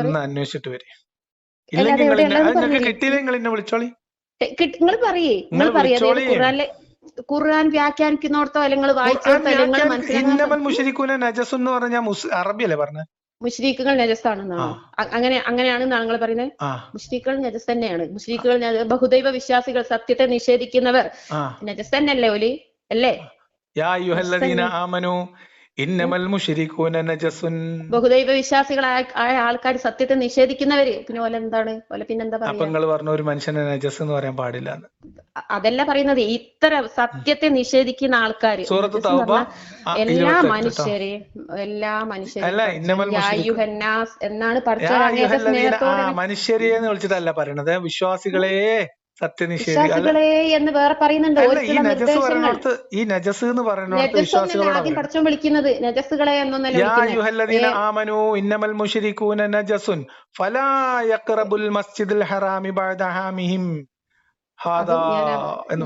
ഈ വർഷത്തിന് ശേഷം അവരാരും ഒരു മിനിറ്റ് നിങ്ങൾക്ക് പറഞ്ഞുതരാം. ഇസ്ലാമും ജാഹിലിയും തമ്മിലുള്ള ഒരു താരതമ്യത്തിനും കൂടി അവസരമായി ഇപ്പൊ അത്. അതായത് ഇന്നമൽ മുശ്രിക്കൂന നജസുൻ എന്ന് പറഞ്ഞിട്ട് വിശ്വാസികളോട് പറയാണ് ഈ കൊല്ലത്തിന് ശേഷം. അതുകൊണ്ട് ഇവരൊക്കെ നജസ് ആയതുകൊണ്ട് അവരൊന്നും തൗബ 28 സൂറത്ത് തൗബ 28 ഒറ്റ മിനിറ്റ് അടക്ക്. എന്താണ് പറയുന്നത് കൂടി നോക്കാം. ഞാൻ പറഞ്ഞുതരാം നിങ്ങൾക്കേ. അതായത് ഈ വർഷം കഴിഞ്ഞാല് സത്യനിഷേധികളൊക്കെ, ഈ ബഹുദൈവ ആരാധകർ നജസ് ആയതുകൊണ്ട് ഈ കൊല്ലം കഴിഞ്ഞാല് അവരെ മസ്ജിദുൽ ഹറാമിനെ സമീപിക്കാൻ അനുവദിക്കരുത്. അല്ല, പടച്ചോൻ ആദ്യം തന്നെ തൗബല്ലേ, പിന്നെ ആദ്യം തന്നെ നജസുകളെ പിന്നെ മുശ്രിക്കുകളെ എന്നൊന്നല്ല വിളിക്കുന്നത്. എന്താണ് സഹോദരി എന്ന് വിളിച്ചിട്ട് ഞങ്ങളെ അശ്ലീലമേ എന്ന് ഞാൻ വിളിച്ച ഞങ്ങൾക്ക് വിഷമാവൂലേ? പടച്ചോന് മനുഷ്യരെ എന്നാണ് വിളിക്കുന്നത്, മനുഷ്യരെ എന്നാണ് വിളിക്കുന്നത്, സൃഷ്ടികളെ എന്നാണ് വിളിക്കുന്നത്. പിന്നെ സത്യവിശ്വാസികളെ എന്ന് നമ്മൾ തമ്മിൽ സംസാരിക്കുന്നു. ഞാൻ പറയണത് നിങ്ങൾ അംഗീകരിക്കുന്നില്ല, ശരിയാണല്ലോ? ഞാൻ പറയുന്നത് അംഗീകരിക്കാതിരിക്കുകയും നിങ്ങൾക്ക് നിങ്ങളുടെ ആശയം ഉണ്ടായിരിക്കുകയും ചെയ്തിരിക്കെ ഞാൻ നിങ്ങളോട് ആദ്യഘട്ടങ്ങളിലൊക്കെ സഹോദരി എന്ന് വിളിച്ച് കുറെ കാര്യങ്ങൾ പറഞ്ഞു. നിങ്ങൾ അത് സമ്മതിക്കുന്നു അംഗീകരിക്കുന്നു ഇല്ലാത്ത സമയത്ത് എനിക്ക് ദേഷ്യം വന്നിട്ട് ഞാൻ നിങ്ങളെ എന്തെങ്കിലും മോശം വാക്ക് ഉപയോഗിച്ചാൽ അത് ശരിയാണോ? ഒരു സൃഷ്ടാവ് അങ്ങനെ പറയില്ല. മനുഷ്യരാകുമ്പോ ചിലപ്പോ അങ്ങനെയൊക്കെ ഉണ്ടാവും. അങ്ങനെ ഉണ്ടാവില്ല. ഇനി നിങ്ങൾ കേട്ടോളി. യാ അയ്യുഹല്ലദീന മുഅ്മിനൂ യാ അയ്യുഹല്ലദീന ആമനൂ ഇന്നമൽ മുശ്രികൂന നജസുൻ ഫലാ യഖറബുൽ മസ്ജിദുൽ ഹറാമി ബഅദ ഹാമിഹിം ഹാദാ എന്ന് പറഞ്ഞാല് ഈ കൊല്ലത്തിന് ശേഷം 28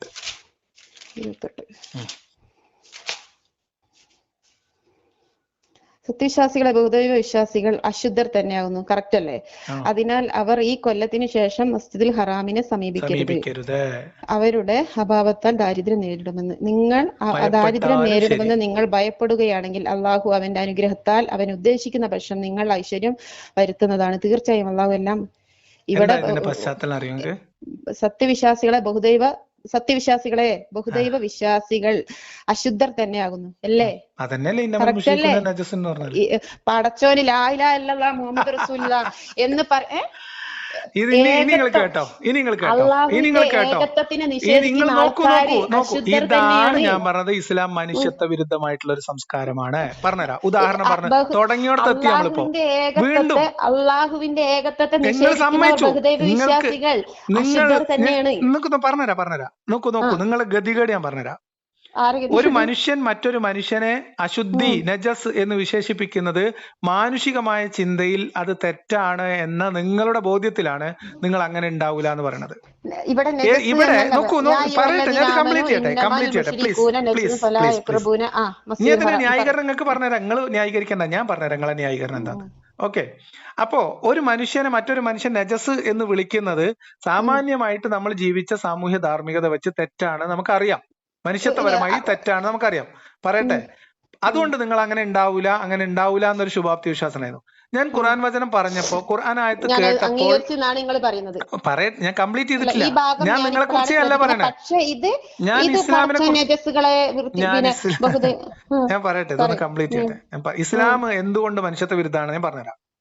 അപ്പം ഇനി ഇസ്ലാമും ജാഹിലിയത്തും തമ്മിലുള്ള വ്യത്യാസം ഈ ആയത്തിൽ ഞാൻ പറഞ്ഞുതരാം. നമ്മൾ പറഞ്ഞോടത്തെത്തും, നമ്മൾ കഅബയിൽ തിരിച്ചെത്തി. അപ്പം ഈ സംഭവം ഖുറാനിലുണ്ടപ്പം പിന്നെ ഇനി അതിനെ എന്ത് ചെയ്യാൻ പറ്റില്ല, ഖുറാനിൽ തള്ളിക്കളയേണ്ടതുണ്ട് എന്ന് നിങ്ങൾക്ക് പറയാൻ പറ്റില്ലല്ലോ. അതുകൊണ്ട് ഇത് ശരി തന്നെയല്ലേ നിങ്ങൾ ന്യായീകരിക്കുകയാണ്. ആയിക്കോട്ടെ, നിങ്ങളെ വിശ്വാസം അനുസരിച്ച് ഇനി പറഞ്ഞു തരാം. ഇനി എന്താണ് ഇതിന്റെ ലോജിക്ക് നോക്കൂ. മക്ക പൂർണ്ണമായി കീഴ്പ്പെടുത്തിയതിനു ശേഷം മുഹമ്മദ് ഹജ്ജ് ചെയ്യുന്ന സമയത്ത്, അതായത് തൗബയിൽ സൂറത്തു തൗബയുടെ പശ്ചാത്തലത്തിൽ നിങ്ങൾക്ക് ഞാൻ പറഞ്ഞതൊക്കെ നിങ്ങൾ കേട്ടിട്ടില്ല. സൂറത്തു തൗബയിൽ 5-ാം വചനം നമ്മൾ എല്ലാരും കേട്ടിട്ടുണ്ടാവുള്ളൂ. 5-ാം വചനത്തിൽ അവധി കൊടുത്ത് മുസ്ലിം ആവുക അല്ലെങ്കിൽ കൊല്ലപ്പെടുക അല്ലെങ്കിൽ നാട് വിട്ട് ഓടിപ്പോവുക എന്ന ഉപാധി വെച്ച് മക്ക പ്രദേശത്തുള്ള സകലരെയും ഇസ്ലാമിലേക്ക് നിർബന്ധപൂർവം കൊണ്ടുവരാൻ ശ്രമിക്കുകയും അല്ലാത്തവർക്ക് വധശിക്ഷ വിധിക്കുകയും ചെയ്തതിന്റെ പശ്ചാത്തലത്തിൽ മുഹമ്മദ് ഹജ്ജ് ചെയ്യാൻ വേണ്ടിയിട്ട്, ആദ്യത്തെ ഹജ്ജ് ചെയ്യാൻ വേണ്ടി മുഹമ്മദ് പോവാണ്. ഹജ്ജ് ചെയ്യാൻ പോകുന്നതിന് മുന്നോടിയായിട്ട് ഈ വർഷം മുതൽ മസ്ജിദുൽ ഹറാമിൽ, അതിന്റെ തലേ കൊല്ലത്തെ പ്രഖ്യാപനമാണ് ഇട്ടത്, ഈ ഹജ്ജിന് മുന്നോടിയായിട്ടുള്ള പ്രഖ്യാപനമാണ്. ആ വർഷം മുതൽ അമുസ്ലിങ്ങളെ, അതായത് മുശ്രിക്കുകളെ, അതായത് ഇസ്ലാം സ്വീകരിക്കാത്ത ആളുകളെ കഅബയുടെ പരിസരത്തേക്ക് അടുപ്പിക്കരുത്, അവർ അശുദ്ധരാണ് എന്ന് പറഞ്ഞ് മാറ്റി നിർത്തുകയാണ്. ഞാൻ പറയട്ടെ അതന്നെ.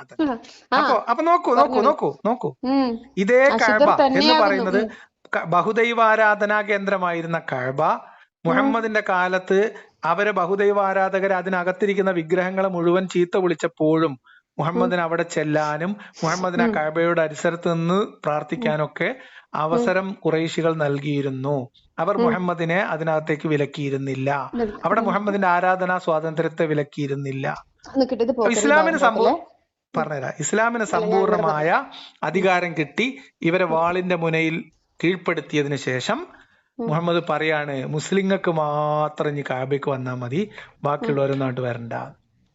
കാരണം എന്താ, ഓല് നജസാണ്. ഇത് ഇസ്ലാമിന്റെ മനുഷ്യരെ കുറിച്ചുള്ള പൊതു കാഴ്ചപ്പാടാണ്. ബഹുദൈവ വിശ്വാസികൾ വിശുദ്ധരും, ബഹുദൈവ വിശ്വാസികൾ അശുദ്ധരും, ഏകദൈവ വിശ്വാസികൾ വിശുദ്ധരുമാണ്. ഇത് തികച്ചും ഇൻഹ്യൂമൻ ആയിട്ടുള്ള, മനുഷ്യത്വ വിരുദ്ധമായിട്ടുള്ള, മറ്റു മനുഷ്യന്റെ വിശ്വാസ സ്വാതന്ത്ര്യത്തെ അംഗീകരിക്കാത്ത ഒരു ഫാസിസ്റ്റ് ചിന്തയാണ്. മറ്റു മനുഷ്യന്റെ വിശ്വാസത്തെ പിന്നെ ബഹുമാനിക്കണം, സ്നേഹിക്കണം എന്നൊക്കെ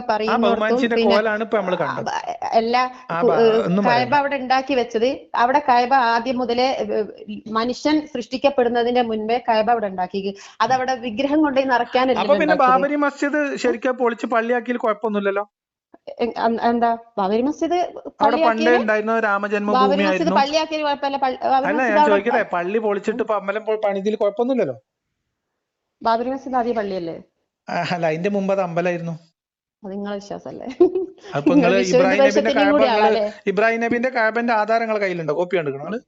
അല്ല, ഖുർആനിലുള്ളത് ഈ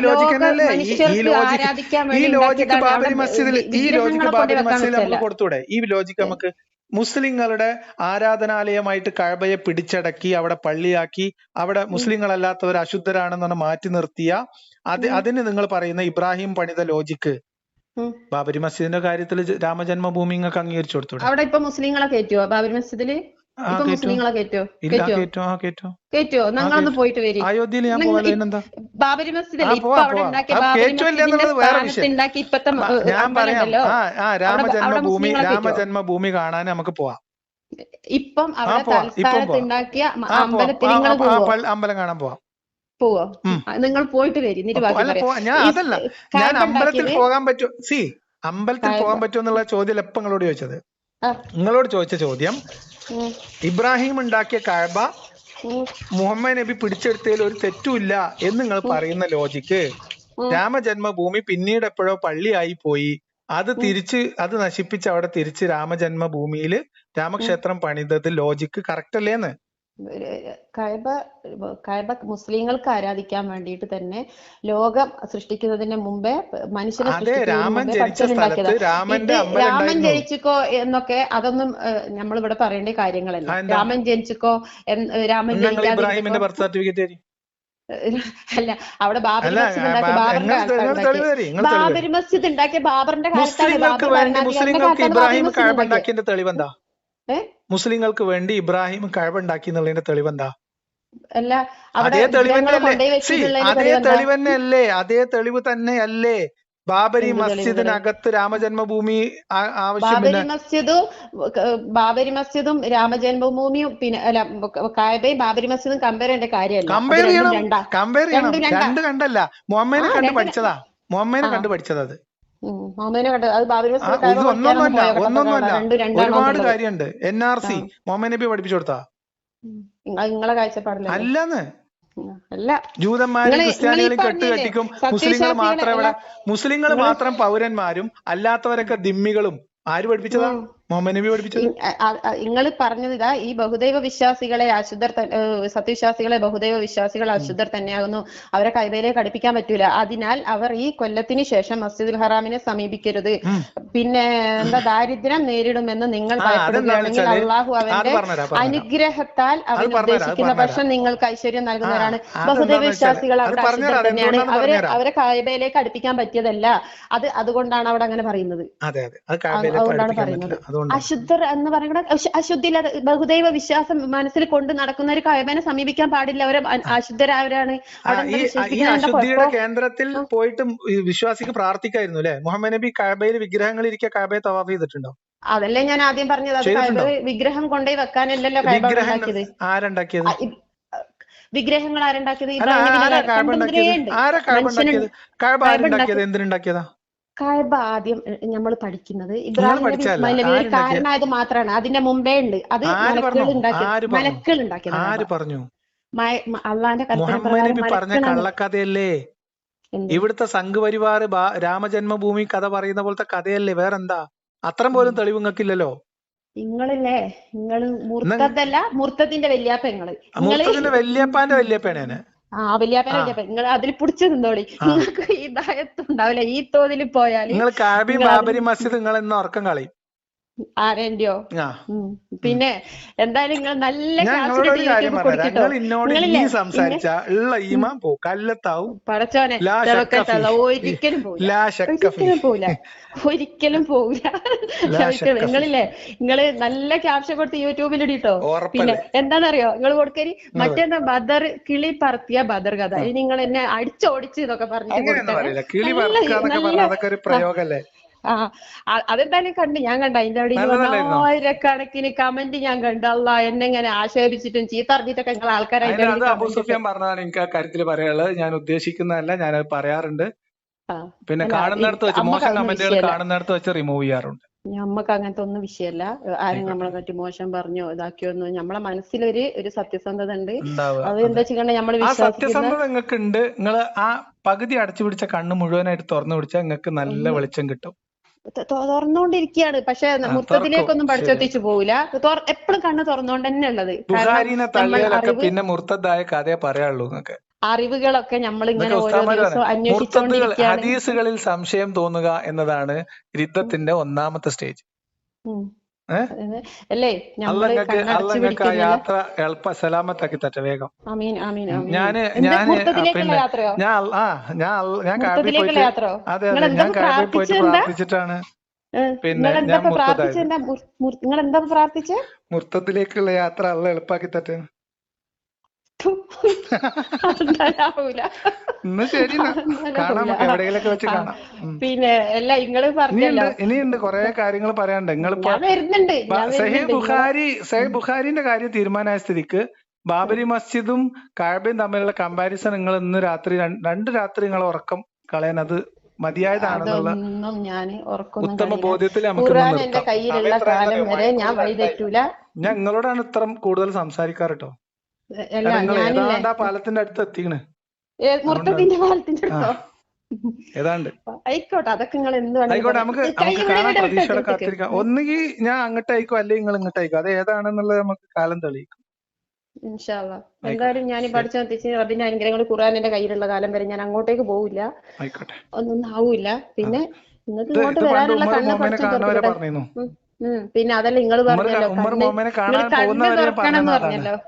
അല്ല നിങ്ങൾ പറഞ്ഞല്ലോ കണ്ണ് തുറക്കണം എന്ന് പറഞ്ഞല്ലോ. കണ്ണ് എപ്പോഴും തുറന്നിട്ട് തന്നെയാണല്ലോ നല്ലത്. എവിടെയാണോ എന്താ നമ്മളിങ്ങനെ അന്വേഷിച്ചോണ്ടിരിക്കുന്നത്. സത്യം കണ്ടെത്താൻ നിങ്ങൾക്ക് സാധിക്കട്ടെ. എനിക്ക് കോള് വരുന്നുണ്ട്. ആയിക്കോട്ടെ, എന്നാ ശരി.